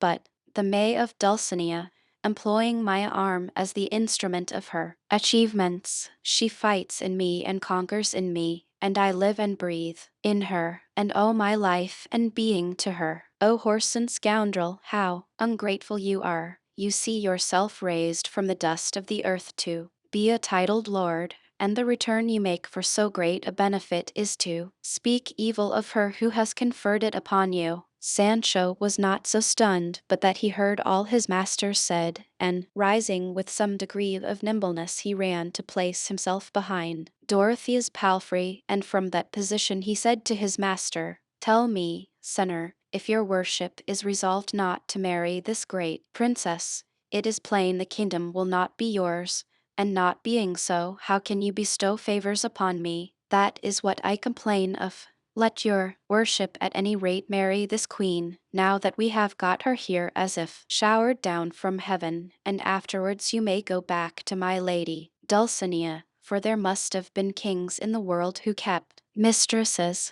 As to beauty, I have nothing to do with it, and if the truth is to be told, I like them both, though I have never seen the lady Dulcinea. How? Never seen her, blasphemous traitor! Exclaimed Don Quixote. Have you not just now brought me a message from her? I mean, said Sancho, that I did not see her so much at my leisure that I could take particular notice of her beauty, or of her charms piecemeal, but taken in the lump I like her. Now I forgive you, said Don Quixote, and do you forgive me the injury I have done you, for our first impulses are not in our control. That I see, replied Sancho, and with me the wish to speak is always the first impulse, and I cannot help saying, once at any rate, what I have on the tip of my tongue. For all that, Sancho, said Don Quixote, take heed of what you sayest, for the pitcher goes so often to the well, I need say no more to you. Well, well, said Sancho, God is in heaven, and sees all tricks, and will judge who does most harm, I in not speaking right, or your worship, in not doing it. That is enough, said Dorothea. Run, Sancho, and kiss your lord's hand, and beg his pardon, and henceforward be more circumspect with your praise and abuse, and say nothing in disparagement of that lady Toboso, of whom I know nothing save that I am her servant, and put your trust in God, for you will not fail to obtain some dignity so as to live like a prince. Sancho advanced hanging his head and begged his master's hand, which Don Quixote with dignity presented to him, giving him his blessing as soon as he had kissed it. He then bade him go on ahead a little, as he had questions to ask him and matters of great importance to discuss with him. Sancho obeyed, and when the two had gone some distance in advance, Don Quixote said to him, since your return I have had no opportunity or time to ask you many particulars touching your mission and the answer you have brought back, and now that chance has granted us the time and opportunity, deny me not the happiness you can give me by such good news. Let your worship ask what you will, answered Sancho, for I shall find a way out of all as I found a way in, but I implore you, sinner, not to be so revengeful in future. Why do you say that, Sancho? Said Don Quixote. I say it, he returned, because those blows just now were more because of the quarrel the devil stirred up between us both the other night, than for what I said against my lady Dulcinea, whom I love and reverence as I would a relic, though there is nothing of that about her, merely as something belonging to your worship. Say no more on that subject for your life, Sancho, said Don Quixote, for it is displeasing to me. I have already pardoned you for that, and you knowest the common saying, for a fresh sin a fresh penance. While this was going on they saw coming along the road they were following a man mounted on an ass, who when he came close seemed to be a gypsy, but Sancho Panza, whose eyes and heart were there wherever he saw asses, no sooner beheld the man than he knew him to be Gins de Passamont, and by the thread of the gypsy he got at the ball his ass, for it was, in fact, Dapple that carried Passamont, who to escape recognition and to sell the ass had disguised himself as a gypsy, being able to speak the gypsy language and many more as well as if they were his own. Sancho saw him and recognized him, and the instant he did so he shouted to him, Ginesillo, you thief, give up my treasure, release my life, embarrass thyself not with my repose, quit my ass, leave my delight, be off, rip, get you gone, thief, and give up what is not yours. There was no necessity for so many words or objurgations, for at the first one Gins jumped down, and at a like racing speed made off and got clear of them all. Sancho hastened to his Dapple, and embracing him he said, how have you fared, my blessing, Dapple of my eyes, my comrade? All the while kissing him and caressing him as if he were a human being. The ass held his peace and let himself be kissed and caressed by Sancho without answering a single word. They all came up and congratulated him on having found Dapple, Don Quixote especially, who told him that, notwithstanding this, he would not cancel the order for the 3 ascolts, for which Sancho thanked him.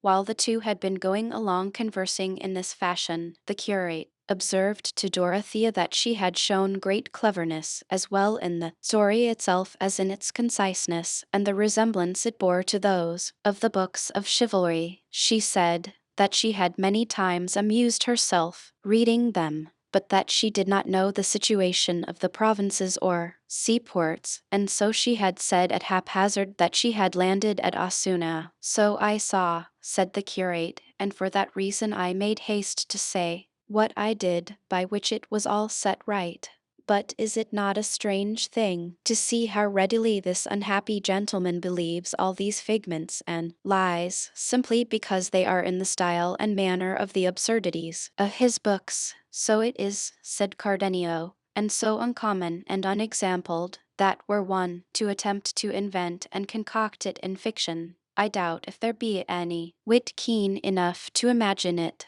But another strange thing about it, said the curate, is that, apart from the silly things which this worthy gentleman says in connection with his craze, when other subjects are dealt with, he can discuss them in a perfectly rational manner, showing that his mind is quite clear and composed, so that, provided his chivalry is not touched upon, no one would take him to be anything but a man of thoroughly sound understanding. While they were holding this conversation, Don Quixote continued his with Sancho, saying, Friend Panza, let us forgive and forget as to our quarrels, and tell me, now, dismissing anger and irritation, where, how, and when didst you find Dulcinea? What was she doing? What didst you say to her? What did she answer? How did she look when she was reading my letter? Who copied it out for you? And everything in the matter that seems to you worth knowing, asking, and learning, neither adding nor falsifying to give me pleasure, nor yet curtailing lest you should deprive me of it. Senor, replied Sancho, if the truth is to be told, nobody copied out the letter for me, for I carried no letter at all. It is as you sayest, said Don Quixote, for the notebook in which I wrote it I found in my own possession 2 days after your departure, which gave me very great vexation, as I knew not what you wouldst do on finding thyself without any letter, and I made sure you wouldst return from the place where you didst first miss it. So I should have done, said Sancho, if I had not got it by heart when your worship read it to me, so that I repeated it to a sacristan, who copied it out for me from hearing it, so exactly that he said in all the days of his life, though he had read many a letter of excommunication, he had never seen or read so pretty a letter as that. And have you got it still in your memory, Sancho? Said Don Quixote.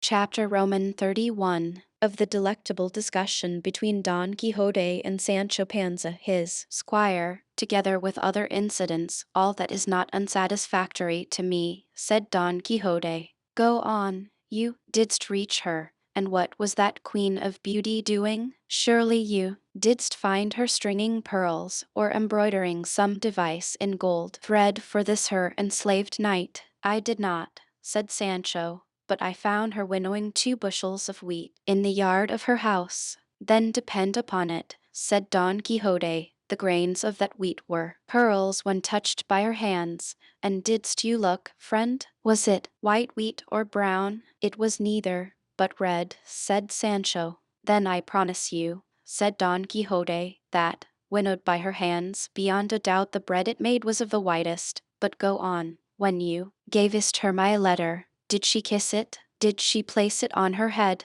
Did she perform any ceremony befitting it? Or what did she do? When I went to give it to her, replied Sancho, she was hard at it, swaying from side to side with a lot of wheat she had in the sieve, and she said to me, lay the letter, friend, on the top of that sack, for I cannot read it until I have done sifting all this. Discreet lady, said Don Quixote, that was in order to read it at her leisure and enjoy it.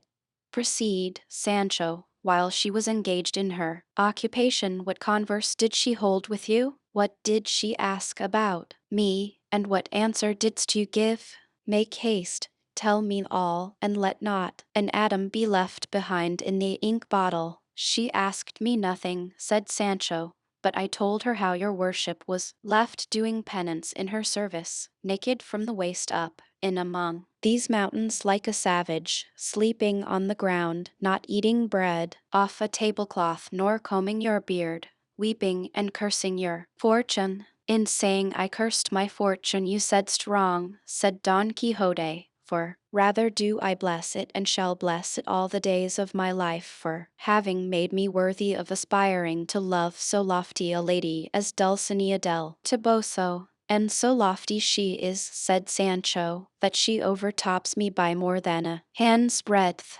What, Sancho, said Don Quixote, didst you measure with her? I measured in this way, said Sancho, going to help her to put a sack of wheat on the back of an ass. We came so close together that I could see she stood more than a good palm over me. Well, said Don Quixote, and does she not of a truth accompany and adorn this greatness with 1,000,000,000 charms of mind? But one thing you will not deny, Sancho, when you camest close to her didst you not perceive a Sabaean odor, an aromatic fragrance, I know not what, delicious, that I cannot find a name for, I mean a redolence, an exhalation, as if you were in the shop of some dainty glover. All I can say is, said Sancho, that I did perceive a little odor, something goaty. It must have been that she was all in a sweat with hard work. It could not be that, said Don Quixote, but you must have been suffering from cold in the head, or must have smelt thyself, for I know well what would be the scent of that rose among thorns, that lily of the field, that dissolved amber. Maybe so, replied Sancho.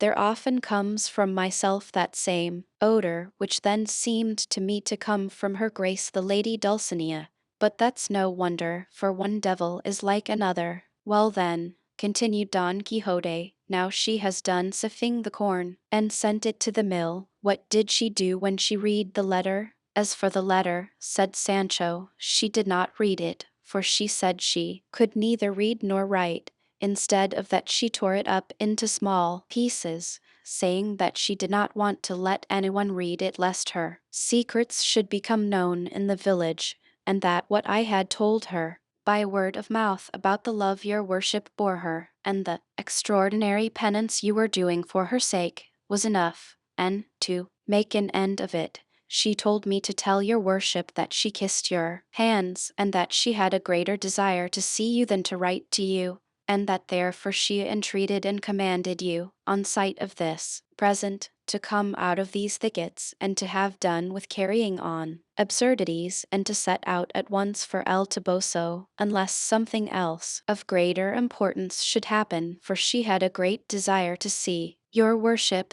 She laughed greatly when I told her how your worship was called the Knight of the Rueful Countenance. I asked her if that Biscayan the other day had been there, and she told me he had, and that he was an honest fellow. I asked her too about the galley slaves, but she said she had not seen any as yet. So far all goes well, said Don Quixote. But tell me, what jewel was it that she gave you on taking your leave, in return for your tidings of me? For it is a usual and ancient custom with knights and ladies errant to give the squires, damsels, or dwarfs who bring tidings of their ladies to the knights, or of their knights to the ladies, some rich jewel as a guerdon for good news and acknowledgment of the message. That is very likely, said Sancho, and a good custom it was to my mind, but that must have been in days gone by, for now it would seem to be the custom only to give a piece of bread and cheese, because that was what my lady Dulcinea gave me over the top of the yard wall when I took leave of her,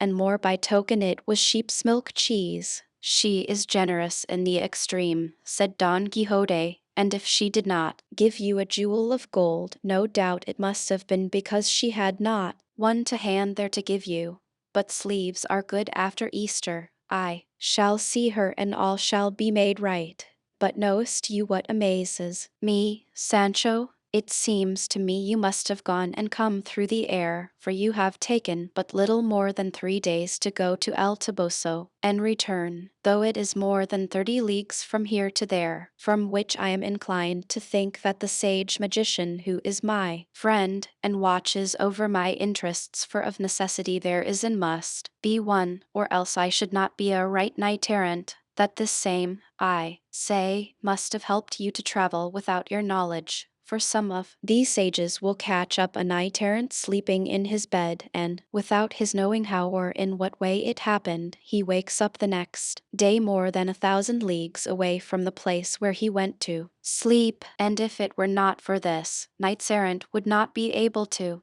give aid to one another in peril, as they do at every turn. For a knight, maybe, is fighting in the mountains of Armenia with some dragon, or fierce serpent, or another knight, and gets the worst of the battle, and is at the point of death. But when he least looks for it, there appears, over against him on a cloud, or chariot of fire, another knight, a friend of his, who just before had been in England, and who takes his part, and delivers him from death. And at night he finds himself in his own quarters supping very much to his satisfaction, and yet from one place to the other will have been 2 or 3 thousand leagues. And all this is done by the craft and skill of the sage enchanters who take care of those valiant knights, so that, friend Sancho, I find no difficulty in believing that you mayest have gone from this place to El Toboso and returned in such a short time, since, as I have said, some friendly sage must have carried you through the air without you perceiving it. That must have been it,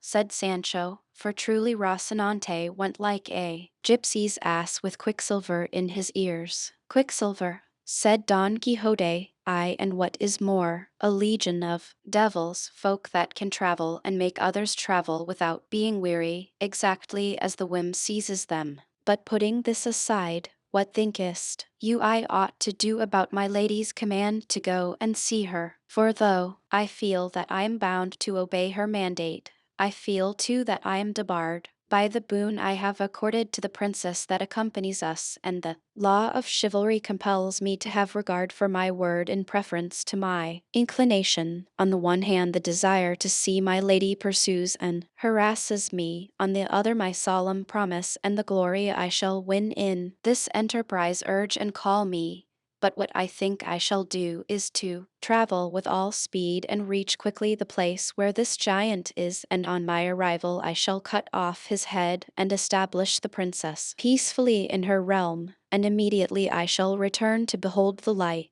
that lightens my senses, to whom I shall make such excuses that she will be led to approve of my delay, for she will see that it entirely tends to increase her glory and fame. For all that I have won, am winning, or shall win by arms in this life, comes to me of the favor she extends to me, and because I am hers. Ah, what a sad state your worship's brains are in, said Sancho. Tell me, senor, do you mean to travel all that way for nothing, and to let slip and lose so rich and great a match as this, where they give as a portion a kingdom that in sober truth I have heard say is more than 20,000 leagues round about, and abounds with all things necessary to support human life, and is bigger than Portugal and Castile put together? Peace, for the love of God. Blush for what you have said, and take my advice, and forgive me, and marry at once in the first village where there is a curate.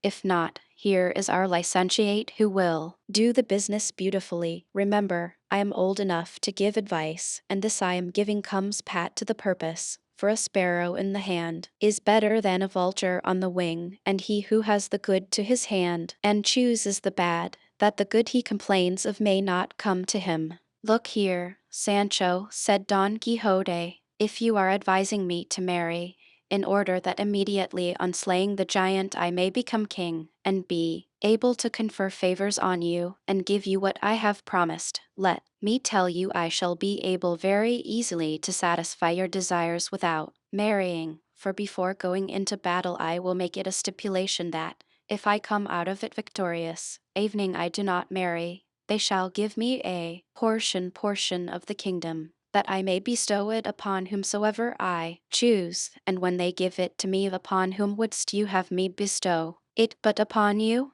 That is plain speaking, said Sancho, but let your worship take care to choose it on the seacoast, so that if I don't like the life, I may be able to ship off my black vassals and deal with them as I have said. Don't mind going to see my lady Dulcinea now, but go and kill this giant, and let us finish off this business, for by God it strikes me it will be one of great honor and great profit. I hold you are in the right of it, Sancho, said Don Quixote, and I will take your advice as to accompanying the princess before going to see Dulcinea, but I counsel you not to say anything to any one or to those who are with us about what we have considered and discussed, for as Dulcinea is so decorous that she does not wish her thoughts to be known, it is not right that I or anyone for me should disclose them. Well then, if that be so, said Sancho, how is it that your worship makes all those you overcome by your arm go to present themselves before my lady Dulcinea,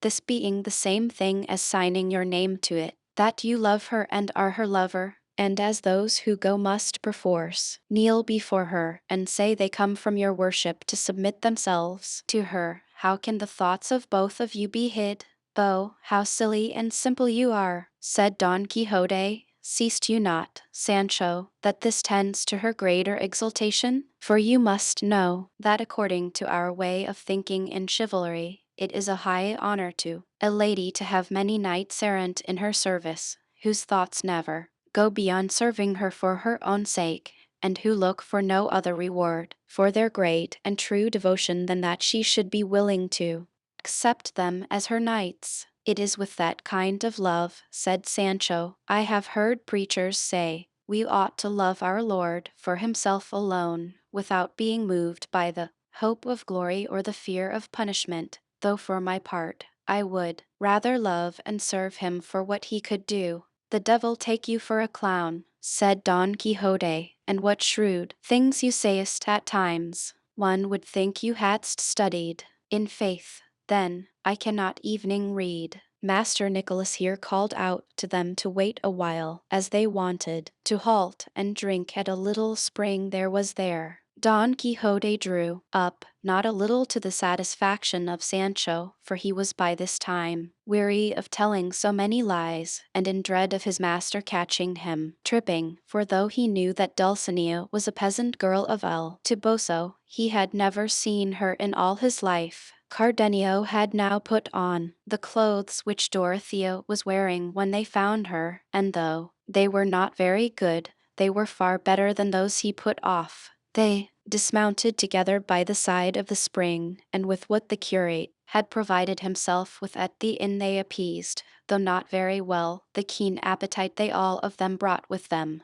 While they were so employed there happened to come by a youth passing on his way, who stopping to examine the party at the spring, the next moment ran to Don Quixote and clasping him round the legs, began to weep freely, saying, "Oh, Senor, do you not know me? Look at me well, I am that lad, Andres, that your worship released from the oak tree where I was tied." Don Quixote recognized him, and taking his hand he turned to those present and said, "That your worships may see how important it is to have knights errant to redress the wrongs and injuries done by tyrannical and wicked men in this world. I may tell you that some days ago passing through a wood, I heard cries and piteous complaints as of a person in pain and distress. I immediately hastened, impelled by my bounden duty, to the quarter from where the plaintive accents seemed to me to proceed, and I found tied to an oak this lad who now stands before you,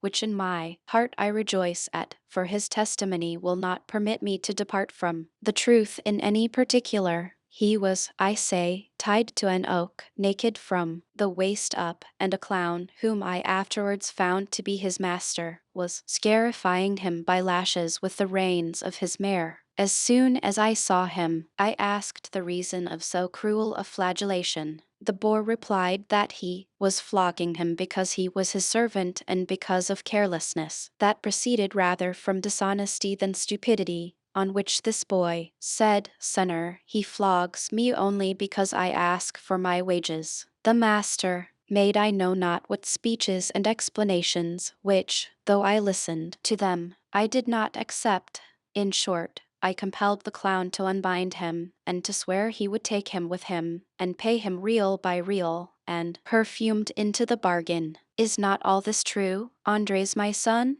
Didst you not mark with what authority I commanded him, and with what humility he promised to do all I enjoined, specified, and required of him? Answer, without hesitation, tell these gentlemen what took place, that they may see that it is as great an advantage as I say to have knights errant abroad. All that your worship has said is quite true, answered the lad, but the end of the business turned out just the opposite of what your worship supposes. How, the opposite? Said Don Quixote. Did not the clown pay you then? Not only did he not pay me, replied the lad, but as soon as your worship had passed out of the wood and we were alone, he tied me up again to the same oak and gave me a fresh flogging that left me like a flayed Saint Bartholomew. And every stroke he gave me he followed up with some jest or jibe about having made a fool of your worship, and but for the pain I was suffering I should have laughed at the things he said.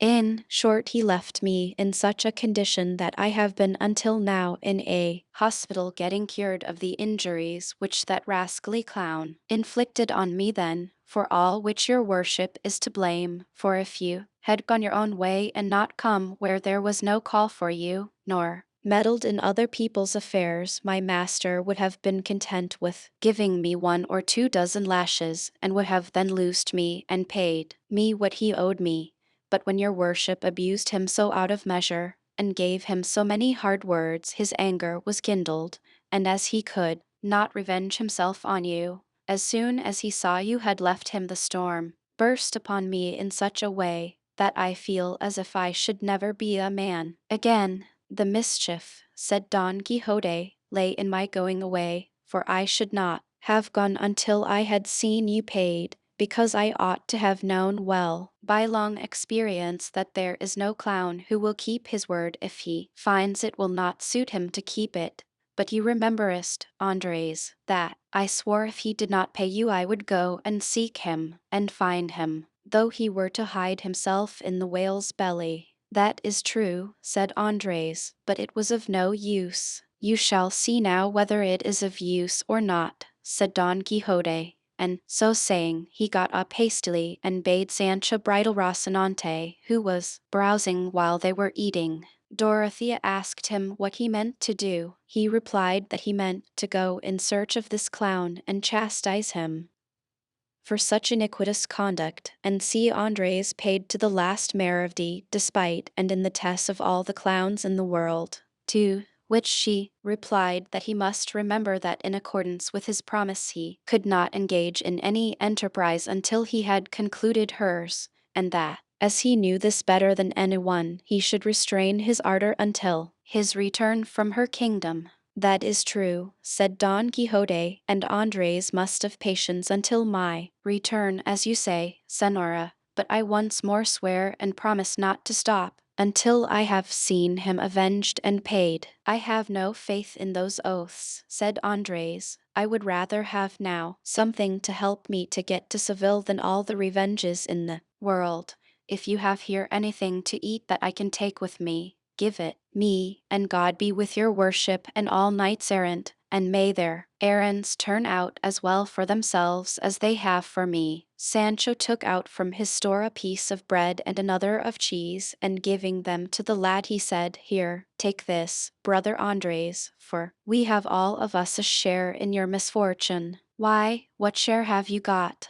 This share of bread and cheese I am giving you, answered Sancho, and God knows whether I shall feel the want of it myself or not, for I would have you know, friend, that we squires to knights-errant have to bear a great deal of hunger and hard fortune, and evening other things more easily felt than told. Andres seized his bread and cheese, and seeing that nobody gave him anything more, bent his head and took hold of the road, as the saying is. Chapter Roman 32, which treats of what befell Don Quixote's party at the inn. Their dainty repast being finished, they saddled at once, and without any adventure worth mentioning they reached next day the inn, the object of Sancho Panza's fear and dread. But though he would have rather not entered it, there was no help for it. The landlady, the landlord, their daughter, and Maritornes, when they saw Don Quixote and Sancho coming, went out to welcome them with signs of hearty satisfaction, which Don Quixote received with dignity and gravity, and bade them make up a better bed for him than the last time. To which the landlady replied that if he paid better than he did the last time, she would give him one fit for a prince. Don Quixote said he would, so they made up a tolerable one for him in the same garret as before, and he lay down at once, being sorely shaken and in want of sleep. No sooner was the door shut upon him than the landlady made at the barber, and seizing him by the beard, said,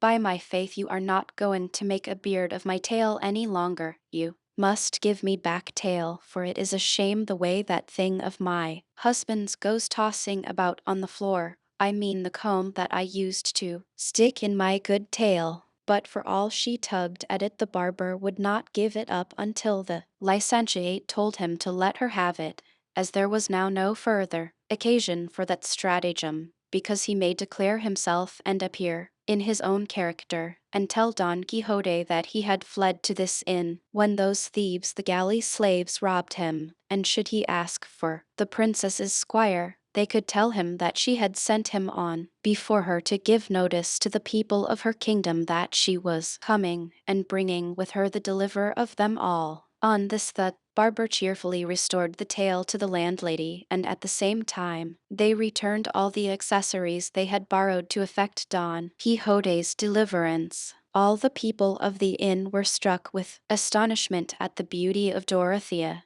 and evening at the comely figure of the shepherd Cardenio. The curate made them get ready such fare as there was in the inn, and the landlord, in hope of better payment, served them up a tolerably good dinner. All this time Don Quixote was asleep, and they thought it best not to waken him, as sleeping would now do him more good than eating. While at dinner, the company consisting of the landlord, his wife, their daughter, Maritornes, and all the travelers, they discussed the strange craze of Don Quixote and the manner in which he had been found, and the landlady told them what had taken place between him and the carrier, and then, looking round to see if Sancho was there, when she saw he was not, she gave them the whole story of his blanketing, which they received with no little amusement. But on the curate observing that it was the books of chivalry which Don Quixote had read that had turned his brain, the landlord said,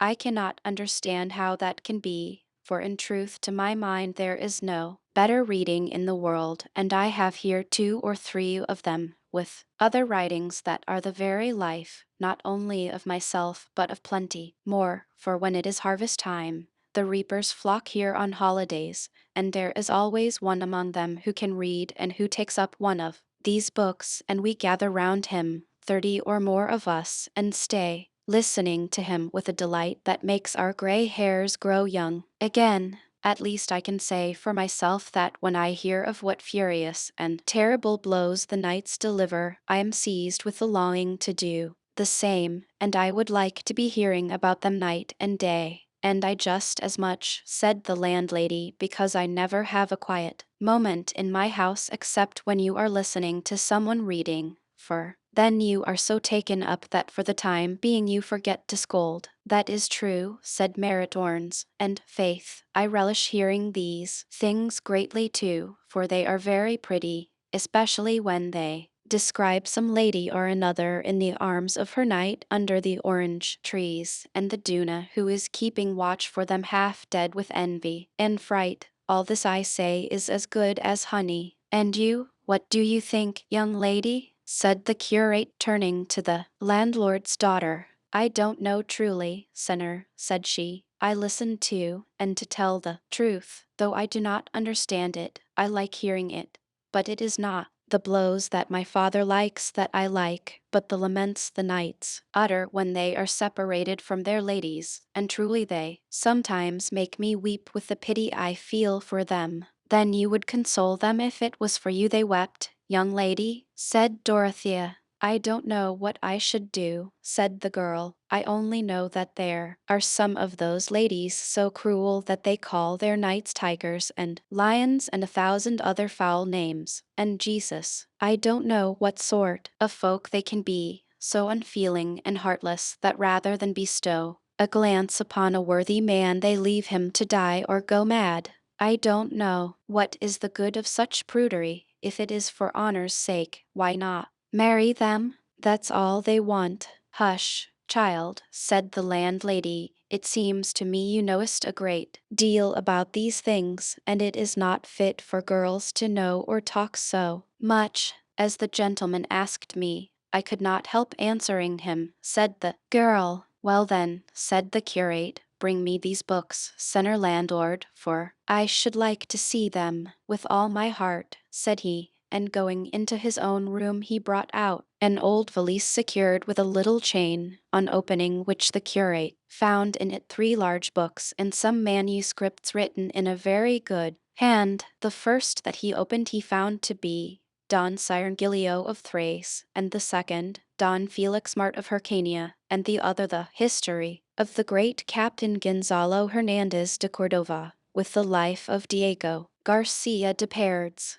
When the curate read the 2 first titles, he looked over at the barber and said, We want my friend's housekeeper and niece here now. No, said the barber, I can do just as well to carry them to the yard, or to the hearth, and there is a very good fire there. What, your worship would burn my books, said the landlord. Only these 2, said the curate, Don Cyrangilio and Felix Mart, are my books. Then, heretics or phlegmatics that you want to burn them, said the landlord. Schismatics you mean, friend, said the barber, not phlegmatics. That's it, said the landlord, but if you want to burn any, let it be that about the great captain and that Diego Garcia, for I would rather have a child of mine burnt than either of the others. Brother, said the curate, those 2 books are made up of lies and are full of folly and nonsense, but this of the great captain is a true history, and contains the deeds of Gonzalo Hernandez of Cordova,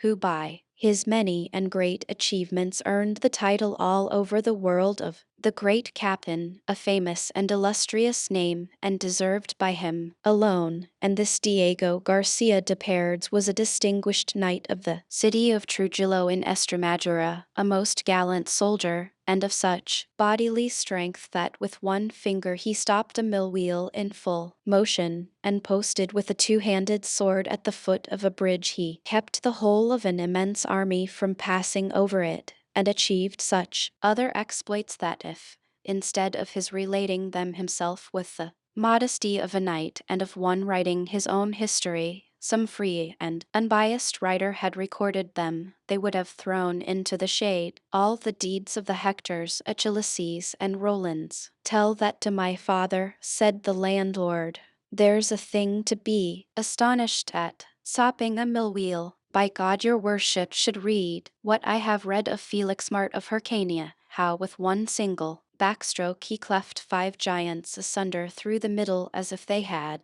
been made of bean pods like the little friars the children make, and another time he attacked a very great and powerful army, in which there were more than 1,600,000 soldiers, all armed from head to foot, and he routed them all as if they had been flocks of sheep. And then, what do you say to the good Cyrangilio of Thrace, that was so stout and bold, as may be seen in the book, where it is related that as he was sailing along a river there came up out of the amid of the water against him a fiery serpent, and he, as soon as he saw it, flung himself upon it and got astride of its scaly shoulders and squeezed its throat with both hands with such force that the serpent, finding he was throttling it, had nothing for it but to let itself sink to the bottom of the river, carrying with it the knight who would not let go his hold, and, when they got down there, he found himself among palaces and gardens so pretty that it was a wonder to see, and then the serpent changed itself into an old ancient man,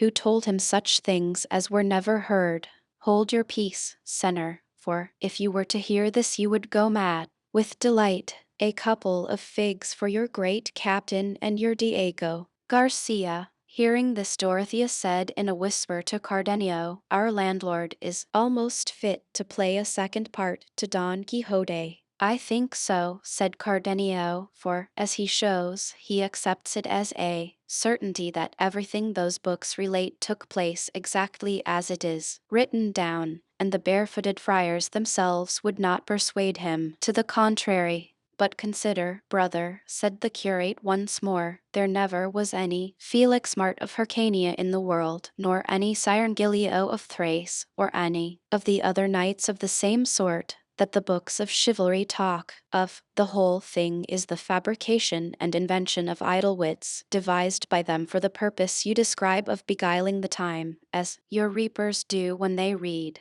For I swear to you in all seriousness, there never were any such knights in the world, and no such exploits or nonsense ever happened anywhere. Try that bone on another dog, said the landlord, as if I did not know how many make 5, and where my shoe pinches me. Don't think to feed me with pap, for by God I am no fool. It is a good joke for your worship to try and persuade me that everything these good books say is nonsense and lies, and they printed by the license of the Lords of the Royal Council, as if they were people who would allow such a lot of lies to be printed, altogether, and so many battles and enchantments that they take away one's senses. I have told you, friend, said the curate, that this is done to divert our idle thoughts, and as in well-ordered states games of chess, fives, and billiards are allowed for the diversion of those who do not care, or are not obliged, or are unable to work, so books of this kind are allowed to be printed on the supposition that,